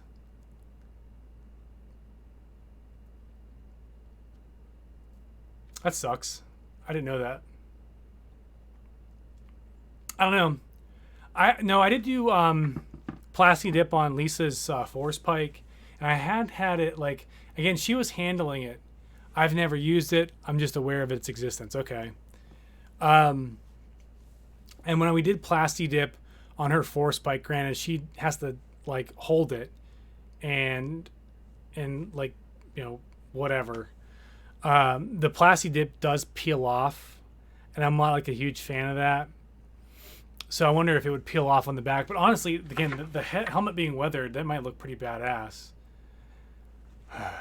I'll look into the Glossifier and see if anybody else had used that Plasti Dip approach for their Tank Trooper helmet. I'll ask around the detachment for Armored Cav and see if anybody else recommends that too. Because that's not a bad idea. Because it gives that kind of that texturized, kind of rubbered look. And it'll look more legit than this. But again, this shine that's there right now, that you see that gloss shine, it's going to get messed up. All right, so I'll take a look at it on Amazon. I need to read about it a little bit. So I'm guessing, is it a separate coat? I'll have to read about it. I wonder if it's a separate coat that you add to existing like black Plasti Dip. Like you spray it on. Or is it like already kind of a gloss material that's black? I do like the way it looks. You mean the Plasti Dip? Or are you talking about the way it looks now? It is a separate spray. Okay, it's a separate spray that you probably add to it. Okay. Like, I don't mind. Like, so, yeah, I was kind of on the fence about Plasti Dipping the inside. Most of my other helmets, you like how the helmet looks as is. Okay, yeah, thank you. Yeah. I appreciate that. Yeah, I mean, Plasti Dipping is tempting. I mean, I don't know how much I want to go back and redo this. As you've seen, most of this has been a decent amount of work. Most of it we can't do on stream because, again, I'm outside in the backyard spray painting. But masking all this off, painting this whole inside black. I have helmet padding. Usually I use ACH military grade helmet padding, but this was given to me as a gift whenever I bought my boots through Imperial Boots, their website. So I'm just going to use, this is probably some sort of Chinese knockoff, like cheapo stuff, but I'm going to give it a go. It looks like it is antimicrobial. I'll have to look at it. Here's the way you can squeeze it. If it feels like it's got a plastic on it, then you know it's antimicrobial. Because I've had like 4 different types before that I've put in. If it doesn't have that feeling, which actually now that I'm squeezing it doesn't feel like it does, it might get kind of gross and sweaty. But they come with Velcro pieces, so I will just drop Velcro into the helmet, plop these in, move them around as they need to be, so that whenever I put this helmet on, it fits and it doesn't like wiggle around on my head, and that my eyes are in the correct position. So I'll put this on and I'll show you where my eyes go. It's actually too big. So you can see my eyes are like right here, right where they need to be. But if I pull this down to where it wants to be, my nose is right there. So like my nose is where the eyes are supposed to be. So that's gonna be where the helmet padding is gonna come in. It's gonna raise the helmet off of my head a little bit. And I'd say almost all of my costumes have some sort of helmet padding in them. And most people either have padding or they'll have like a kit, like a hard hat kit that they'll put inside, and they can adjust the back. So my TIE Pilot helmet has that in the back where you just crank it and set it up. I didn't mean to give you a stroke. Oh no, you didn't give me a stroke. I just didn't realize there was a Glossifier, because I was thinking about doing Plasti Dip originally, but then when I thought about, I went up and grabbed Lisa's Force Pike and how I Plasti Dipped that, and I looked at it for a while. I'm like, yeah, it doesn't have the same gloss effect. It looks just too like matte, too dull. And I didn't give it really, like, I even bought new Plasti Dips to do the inside of this helmet. And I was at Lowe's, and I wonder if it was like right next to where I was looking, or if it was just not even there and they didn't sell it at Lowe's. So that's the helmet. Lots of details here. Blacks on the areas that need to be. You can see that right here, this little kind of frown piece, this little upside down kind of arrow looking thing, it is not painted. Some people have been painting that on their kits. They should not be doing that. This is weathered. The CRL mentions that it's weathered too, but some people just think, oh, all the recess lines, I'm just going to go paint them. And some people try to paint the circles, which is a no-no. Some people paint these ridges that are on the back that go all up to the top. That's also a no-no. You shouldn't be doing that. I've seen people getting approved doing that. That's not what I would have done. Like if I was their GML, I'd be like, nope, go clean it off, repaint it, and weather it. Don't actually add decal style lines. You can see that the greelies that are here, I had to repaint. They were black resin originally, but then I spray painted them the gloss color so it matches. They are recessed. So this white circle, this white area here, it kind of goes back inside that, so it's recessed. That's what you need to have for a level 2 certification for this costume. Some people have the black pieces kind of sticking out. That is not movie accurate, but they won't. I don't think they'll reject you for that. This piece does stick out. You can see that this top part had a black lip to it. It was white originally, of course, so everything had to get painted. It's very dark. I apologize. But then there's like some ridged vents right here. Like most stormtroopers in some capacity have those Hovey tip microphone pieces at like the bottom corners, or like the Scout Trooper. It looks like if you look at the front below like the nose gap, there's this little like circular piece, but above that circular piece on the Scout, you'll see like these vents, and that's from it's from an old. If it's from an old motorcycle or if it's from an old car part they use. I can't remember. I used to know, but it was years ago when I was doing the research on that. So the helmet is close to being ready to be worn. I wanted to plasti dip not only to add grip, but I'll be adding the helmet padding. Whenever you add helmet padding to any helmet for your costume, you kind of like stick it in there with tape. You kind of line it up because you don't want to stick the actual sticky Velcro inside the helmet whenever you don't like where the position is going to be, or you're just wasting it and also making it like uncomfortable. So once you like test it with taping it in there with this like cheapo tape, could be painter's tape too, whatever, then you can actually know where to place those pads so that you can wear it. This is very thick. This is my first ever resin-based helmet that I own. All the other helmets that I have are actually that's not true. My Scout Trooper helmet is fiberglass, but the Scout Trooper has these little holes on the sides, and you can hear a lot better on the holes. Whereas there's no holes on the sides of these. The telephones, right? No. But you can't really hear very well. It kind of echoes in here more so than ABS plastic, because ABS plastic is a lot thinner than how thick this thing is, And by all means, I do not want to drop this ever. I got to be very careful with this when I'm going to an event. I think there's enough glue on this, the different plates that are on the helmet, that it probably won't fling off. But I mean, it's easy to crack resin depending on how far you drop it from and what kind of fall it hits. If it hits carpet, it might be okay. Something that's shock absorbent, it's probably fine. But if it hits like straight up cement or a convention floor, you might say bye-bye to your helmet, and you won't be able to troop in this costume until you replace your helmet, which would suck because there's a lot of work to put this together with the prep that needed to be done. Some vendors actually offer a lot of helmets and stuff to be built for you so that you can just wear it out of the box. I know when I bought my tie kit, I bought 2 tie kits, one for Lisa and one for me, because I knew she needed to repair her Royal Guard, and I wanted her to have something a little bit more not standing around costume, because all the Royal Guards usually just stand around looking like a giant red crayon. So at least she can move around with her TIE pilot. Granted, like when you have the hoses on when you're wearing your TIE pilot, you can barely move your neck around a whole lot. So there's probably realistically more mobility. Maybe not in the neck, but like in general, like everything else is more flowy with the robes on Royal Guard. But with the TIE pilot, hell, I guess with the Royal Guard helmet, like it goes down to your neck. So you really can't turn your neck. You can only like turn your shoulders. And that's something that she's probably used to that I'm not used to in that costume. So yeah, that's pretty much the gist. Here's the black buckles. These are already painted again. These were black resin, but then I painted them. These black buckles go on the chest plate whenever we're all said and done, kind of at an angle. So I'll kind of show you what that looks like. It looks like this. There we go.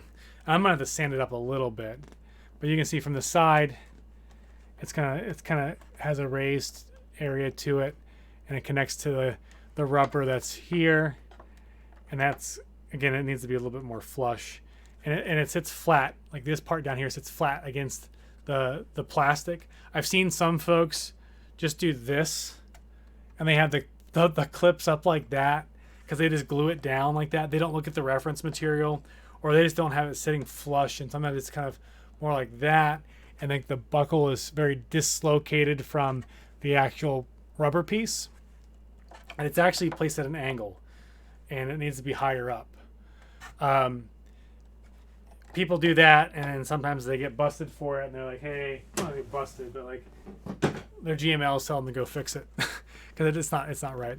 One of the other things I was talking about whenever I was showing off the legs, the lower half of the legs that was already painted in, and here's the one that's not painted. I had to fill, oh, there goes the camera. I'll fix that in a second.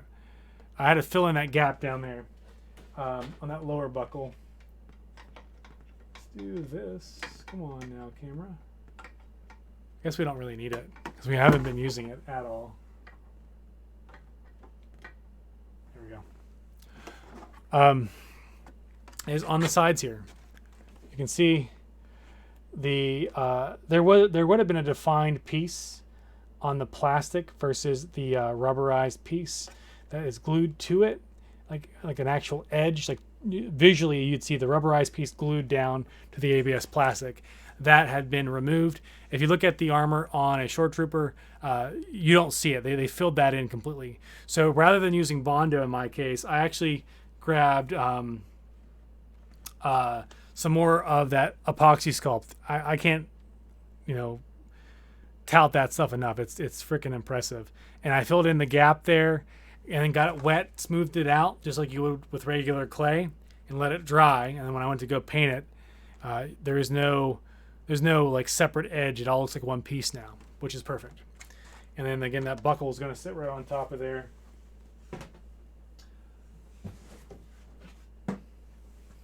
And then here's the shoulder plates. I actually painted these. I sat them on top of each other. Hopefully they don't stick. Yeah, they're a little rough. I think I might do another coat on them first. This is 2 coats. I usually try to do 3 coats on anything I've got to paint. Again, they're white right now. If you look at the costume, weathering, right? I just threw it on the ground. The costume, you look at it, and this looks super dorky whenever I'm wearing this with like a hoodie and stuff. If I was doing the grunt version, I'm done. That's all I'd have to do. I'd strap this up to the straps here. So again, there's going to be black nylon strapping or some sort of strapping underneath this. There's going to be a separate strap that goes from the shoulder bell to underneath where that black attaches, and it's probably going to attach with a snap. My TK did that whenever it was transformed into a Sandy. Does that. I did a very similar manual process with Velcro with my Scout Trooper, but that'll help keep the shoulder bells in place as you're moving around, and they won't kind of droop down. One thing that you see on A New Hope with Stormtroopers and Sandtroopers is there's a strap that goes around here. So if I had this on my shoulder, the strap goes from like this part of my bicep around my bicep to the other side to help it from flapping in the wind, so to speak. In Rogue One, they don't have those. There's no defined visual strapping that's going around your bicep, so you can't have them. So one of the important things you're going to want to do when you assemble this is whenever I attach up in this upper corner, which I do with all the other kits, whenever you attach that strapping mechanism to this piece, and it's kind of stationary. I know my camera's like right here. I'm going to make sure I sit it further back and lower instead of up here at the top. And the reason why is I'll probably have 2 separate button snaps, one to keep this in position at the top, and one that's going to be lower to help encourage this from flapping like this if I'm walking around. That's going to be critical. Like it probably won't naturally. It's going to have enough weight to it. But again, I don't want it to possibly just be flapping at any point, especially when the bicep's down here. Now, one other way to help with that process is when the bicep is assembled, which I was showing that earlier, and it's not. This isn't assembled. It's just kind of sitting there. It's going to sit kind of roughly like that. If you look at the picture, piece of Velcro under your shoulder. Exactly. So some people could do that as well. So I'm curious if my soft parts are going to have Velcro there or not. If not, that's what I'm going to do. If the flapping is too extreme. So ideally, I don't want to have to add additional sewing work to this responsibility outside of some minor sewing for the strapping I'm going to do. But if I absolutely have to, because it looks wonky and this is like kind of sticking out a certain way whenever I'm moving a certain way, by all means, you know it. I'm going to do fabric Velcro on the shoulder section of my undershirt. And then there's going to be additional Velcro inside here that whenever this is attached, it will stay flush to my shoulder as I move. And it will also be strapped to the neck piece of the strap here. The understrap, the strap that's not going to be visual. And then there's going to be a piece of fabric that hangs from here, just barely, very thin, that's going to connect to the outer portion of the bicep, which is going to be here. And that's going to help this stay as one unit as I'm walking. And it's going to be a little bit lower than that. If you ever look at and again, I'll do another show and tell with some costumes that I've already finished and talk through some of how you wear it, how it actually, like the under the hood aspects of the costumes and how it actually stays together as you're moving around. But that's just gonna sit right there like that, and then this won't droop down. Like if I'm not a muscular dude, so I mean, if I didn't have a nice bicep that's just gonna hold that up, it's just gonna droop down slowly. So in that case, you know, having Velcro on the inside of this lip on the outer section, to have Velcro meet on the inside of this lip at the lower section, right here, it's going to keep that all as one piece as I'm walking around. And as you can see in the photo on my lower left, that's kind of what it looks like there, that they stay a little overlapped. It's just barely, just a little overlapped. And that'll keep that same overlapped look and feel. I need to pick a bicep, right? I need to pick a shoulder bell. One's going to have that extra 2 black lines on it, and then the gray at the top. One's going to be half 50-50 white at the bottom and gray at the top. And I'm thinking about buying some frog tape or some nicer masking tape. I have 3M blue, not the super cheapo stuff. And honestly, I just wasn't impressed with it. I might need to just go out and buy some really nice painter's tape for like nicer project stuff. I mean, frog tape is touted to be really good. I mean, it might just be a green version of like painter's tape. They just kind of rebranded it and call it something else to do whatever. But I don't know. We'll see. I just want to make sure I have like a nice sharp edge on this.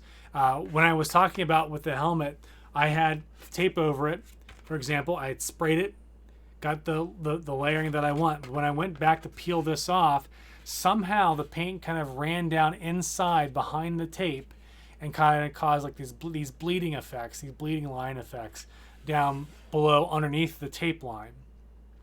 And Lisa was saying, well, did you make sure the tape was super flush before you painted? And I'm like, yes, of course. I pushed on it really nice and tight and firm to make sure that was the case before I even hit it with paint.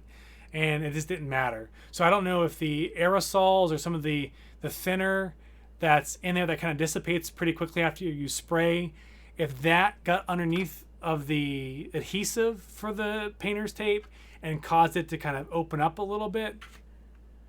Frog tape is fine. I think it's designed for latex paint. There might be a different version for spray paint. That's a good point. Maybe I should look into spray paint. Doesn't that material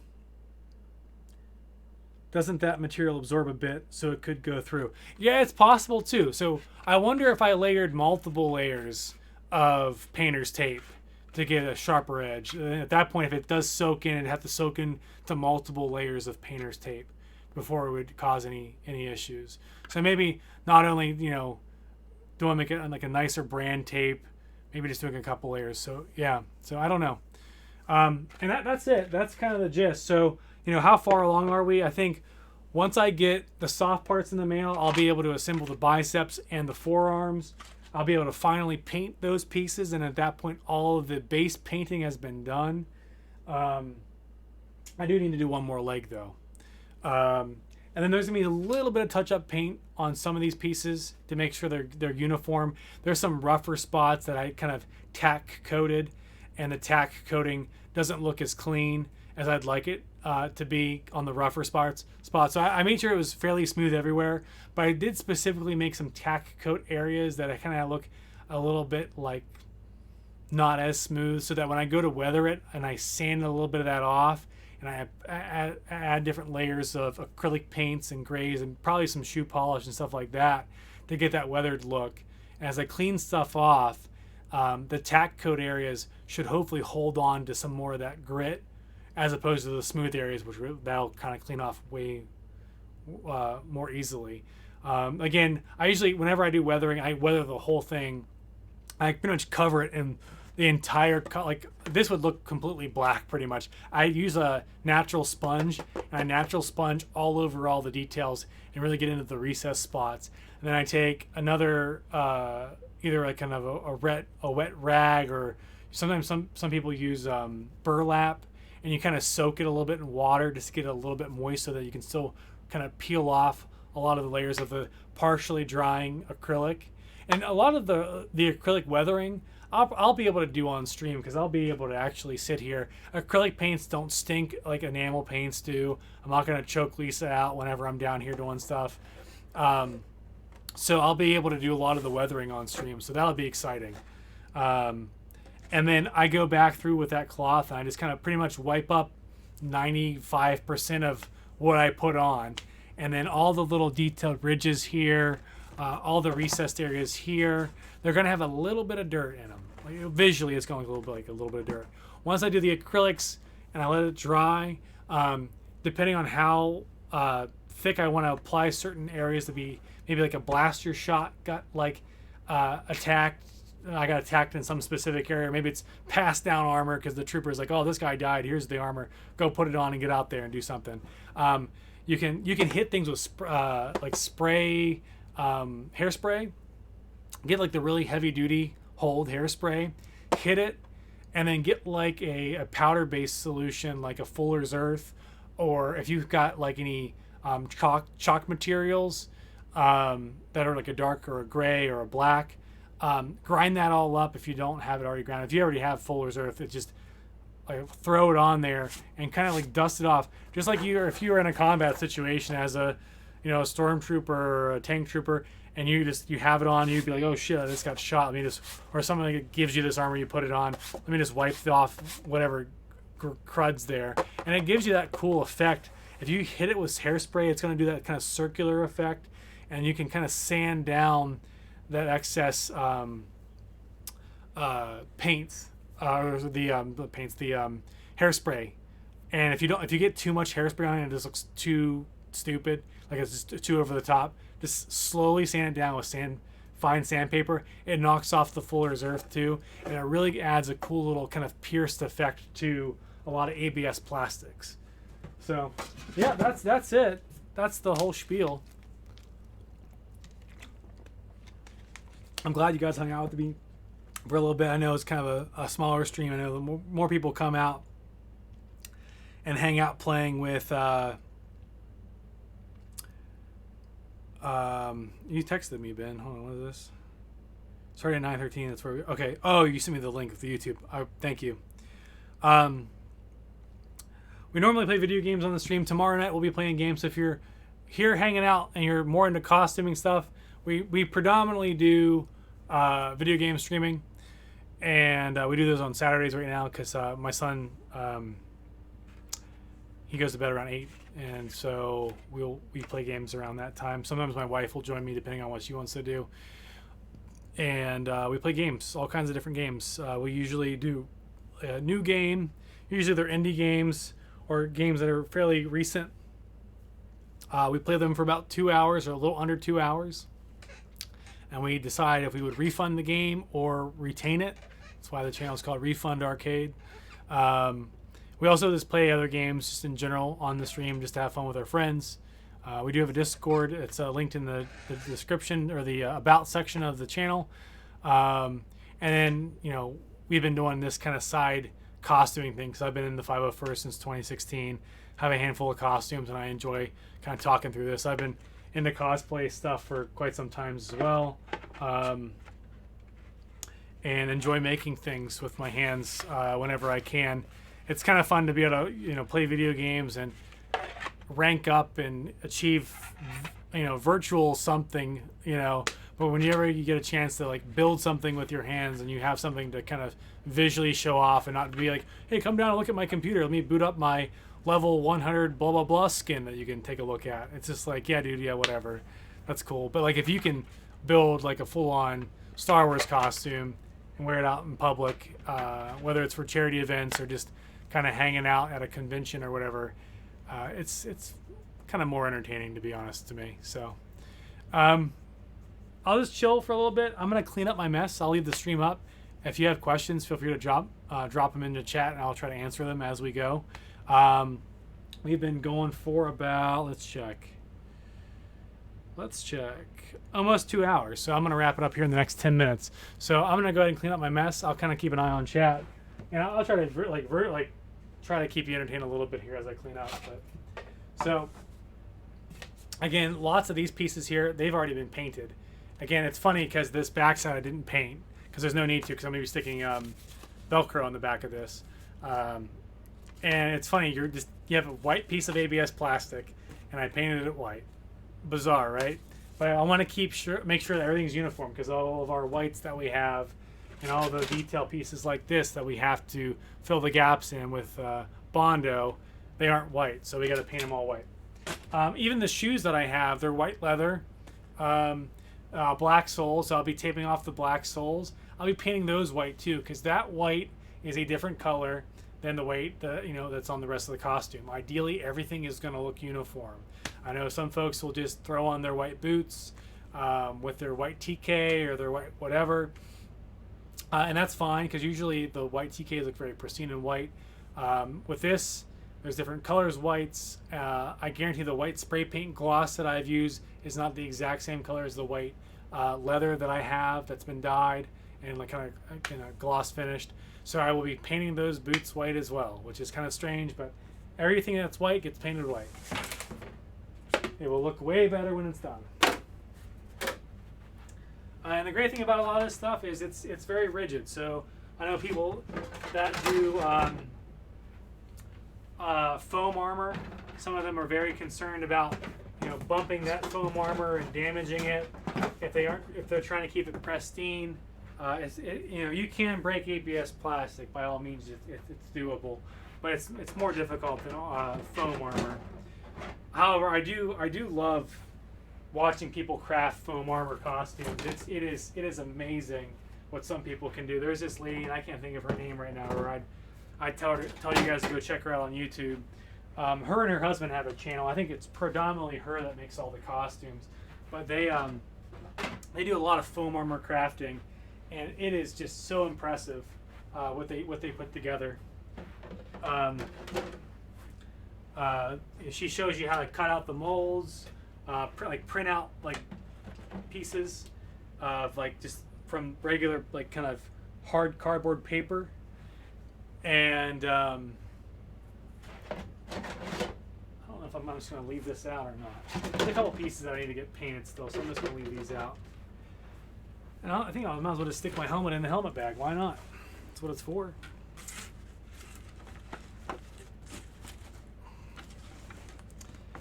And they rig up some of her costumes that she has with LEDs. Look at that, perfectly fit. The great thing about these things, the German woman, that's correct, that German chick. Yeah, love her to death. I mean, she's like our age, Ben, and her husband also helps with stuff. And I don't know, some of her stuff, she's come a long way, and her work is just freaking awesome. All right, let me run away for just a second. I'm going to put this away.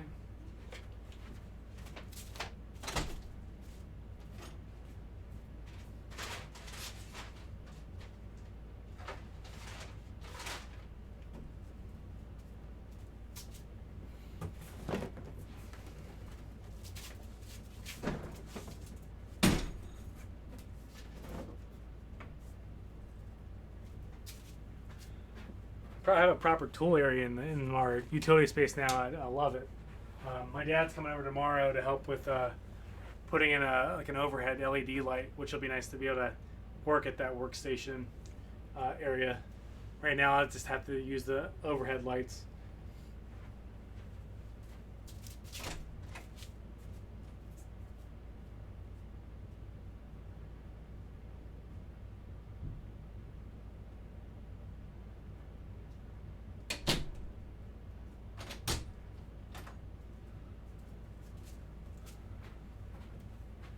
So before we wrap up, I'll show you one last thing. I was talking about the boots. I did show the boots, I think, at one point on maybe one of the gaming streams, but this is an example of a Rogue One specific tank trooper boot, right? So the short trooper boot is a specific Orca Bay brand boot, which is they make them in the UK. This is a replica version of that Orca Bay boot with a little detail right here. The Orca Bay logo is missing.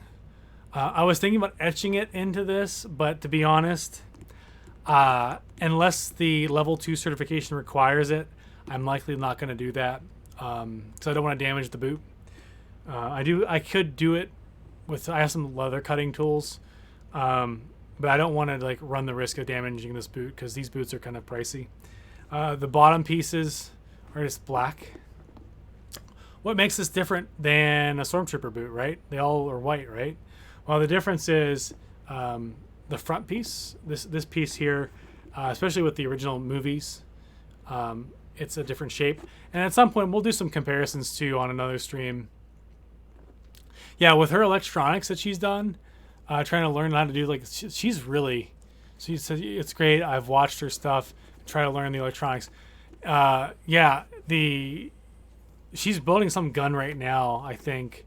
Some like huge like super gun with a bunch of like little LED crystal lights and stuff on it, and it looks really cool. And then like this piece is a little bit more narrow on a traditional Stormtrooper boot. And yeah, they're just kind of like Chelsea boots, pretty much style boots. When you look at a Stormtrooper and you see the whole like shin plate and all that, you think it's like totally different. It's not just a pair of shoes, but it's just a pair of shoes. Unlike the Snowtrooper, which is a pair of Canadian Muckluck military boots. The shoes of Star Wars. Maybe we should do a stream where we just talk about comparisons, demo off like different costumes, and talk about like the differences between the two. By far, I would say of all the costumes that I have, it's funny that I say this because there's more plastic, I think, to it. If it's cool out, Star Wars shoe fashion, yeah. Well, from the 70s, I mean, I guess like the Chelsea boots were probably like super popular, so it was probably easy for them to get a bunch and just paint them black, or they bought black ones, they painted them white for the Stormtroopers. The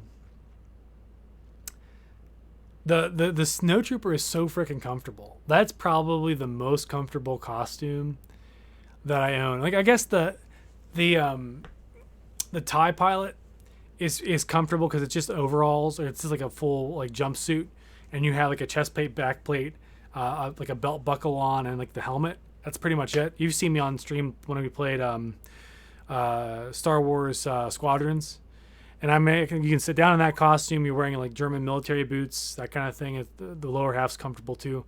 But the Snowtrooper, I mean, the backpack's super lightweight ABS plastic. The chest plate's super lightweight as well. The helmet's a little hard to breathe in because you have that like the cowl mask, the front part, and it doesn't breathe very well. And it kind of, that's it. That's her name. Yep, that's her. The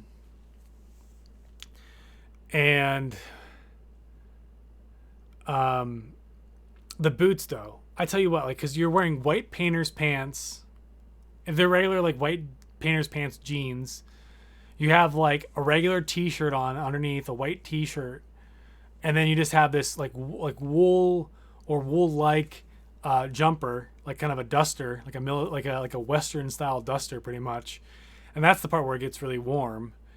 And that's it. I mean, you have like some like gauntlets and stuff, and you do have knee pads. Knee pads can get a little uncomfortable if you wear the 4-inch elastics that are movie accurate. Some people, if you look at the CRL for the Snowtrooper, they're like, oh yeah, just use like 1-inch, 2-inch elastics, And it's like, well, in the movie they used 4-inch elastics. I had a special order of that shit on Amazon because I couldn't find it anywhere. I was calling all around town. I was like calling in Clarksburg, all the fabric stores, all like the mom and pop shops. I'm like, I need 4-inch white elastic.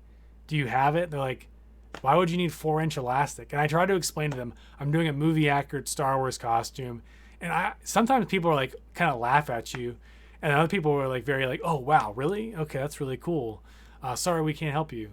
And so the other thing too is like when you go into like Joann's, anytime I go into Joann's and I'm building a Star Wars costume and I'm looking for certain types of like very specific things and I know they have it and I'm walking around like, hey, I need your 2-inch black elastic that is, you know, ribbed in this fashion, not the wedge style that's like flat and smooth. I need this. And they're like, wow, well, it's very specific. And, you know, you can't just use this black elastic.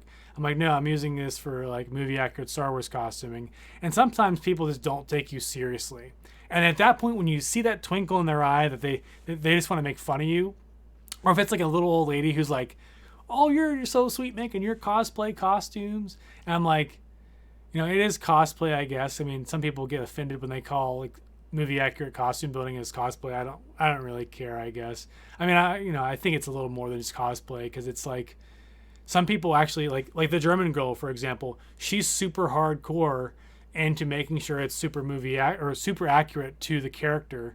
But she does take some liberties to make it like her own custom design, whereas then she's kind of deviating from like the original artwork. But she is like her craftsmanship is super elite tier, you know what I mean? And so by all means, like she's on another plane as somebody who's just getting started. And I'm not bashing anyone who's just getting started in cosplaying because it takes time to get good at learning different mechanics and how, you know, certain crafting is done. Like you can be a master foam, you know, person, but never used, you know, a blade to cut ABS plastic to make those vac form molds look like the actual armor from the Star Wars films. And it just takes time. Like when I built my first TK or my Scout Trooper and I translated it over to building my TK, some of it applied, but I was very slow to cut that stuff out. But then after doing that with the Snow Trooper and some parts like that, I felt very quick to be able to do this guy here when I was trimming all that stuff. Because again, this takes experience. That's all it is. But I digress so freaking much there. You know. Anyway, the comfort to the Snow Trooper is by far the most comfortable Star Wars costume, assuming it's not 90 degrees outside, because you do have to wear that kind of woolen duster coat, and you can't really breathe very well in that mask. There's no airflow because everything gets sealed off. So if it's wintertime and you want to stay warm, because you will stay warm in a Snow Trooper costume because it's by design, it is super comfortable. If you're indoors and it's air conditioned, again, super comfortable. The Scout Trooper is super fun. Like people really kind of see that costume as kind of a goofy costume. I don't know why. I guess people, but you're more mobile, so you can interact with kids more. So it's probably more of that reason. But yeah. Anyway, I guess I could switch views and start talking about like CRLs and stuff. We got like 7 people watching, so I do appreciate everyone, you know, lurking and hanging out with me. We did walk through a bunch of costume stuff earlier, but we're wrapping up the stream. I honestly should just wrap it up. It's a little over 2 hours at this point. I told Lisa I wasn't going to stay up too late tonight. Tomorrow's Saturday, so if you guys are into gaming as well on Twitch, if you want to follow me, feel free. If not, that's cool. But we will be playing tomorrow evening around the same time, 7 o'clock-ish, 8 o'clock-ish. Usually 7 on Saturdays when we get started. And we're playing some games. I got a couple in mind that we haven't played yet, and a couple that we have. So I will start with a game that we haven't played yet tomorrow, and move into some other games that we have played, depending on what people are interested in seeing us play. So there, you know, no other questions have come in, so I'm gonna probably wrap it up. Thank you guys for hanging out tonight. We will plan on doing a separate costuming-based stream, but we will be bringing down a bunch of totes from upstairs and talk through costumes that are Star Wars. For folks that are like just hanging out with me before you guys all leave, costumes that I have approved in the 501st Legion, include recently I had, when I say recently, the last costume I worked on was before Cooper was born. 2 Christmases ago, I started a KOTOR and completed a KOTOR based Darth Nihilus costume that I'm the current CRL for, because I helped revise some of the information and imagery for that costume. So I'm very, it sounds like, I don't want to toot my own horn, but like I'm proud that I'm actually the CRL model for that. So that's pretty freaking badass, because I was really into KOTOR when I was a kid, and I never thought in 2002 or 2001 when that game came out that I'd ever be building a Darth Nihilus costume when I'm in my 30s, and be like the face of the costume, so to speak, for like a global costuming organization. It's kind of neat.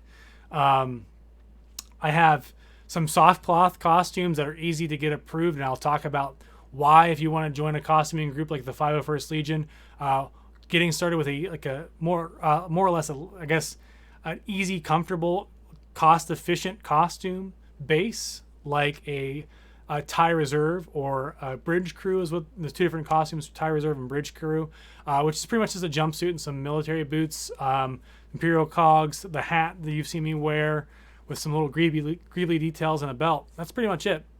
And that's approvable. That can be used as a base for tons of other costumes, like the TIE Fighter pilot, the gunner, and we'll talk about all those in a later stream. I have a biker scout, a sand trooper, a snow trooper, and a proper ANH or New Hope, which now they've labeled them as original trilogy, because there's proof that some of the footage in Return of the Jedi was used and recycled from a New Hope footage that they recorded for all the in-cockpit scenes and things like that. So they kind of relabeled it as original trilogy TIE Fighter pilot. And this new one that we're working on, the Tank Trooper, will be hopefully approved within the next few months here. Getting close to the finish line on that one, but still imagine probably a few more weeks at cracking that out. With this costume, again, the outdoor painting will not be done on stream. I don't have a clean way to get a camera out there, but we will be doing all the detail kind of weathering stuff on stream. And I'll probably do a fitting too. We can probably do a fitting and the strapping components when I'm working on sewing, we can do that stuff on stream. So a lot of the fabric sewing there to sew up the straps for the shoulders, the suspender components, and some of the other stuff for the belt we can do as well. Anyway, thanks everybody. I know I've been long-winded trying to wrap up this stream for a while, but I enjoy you guys hanging out with me. We'll see you guys next time. Have a good evening. See ya.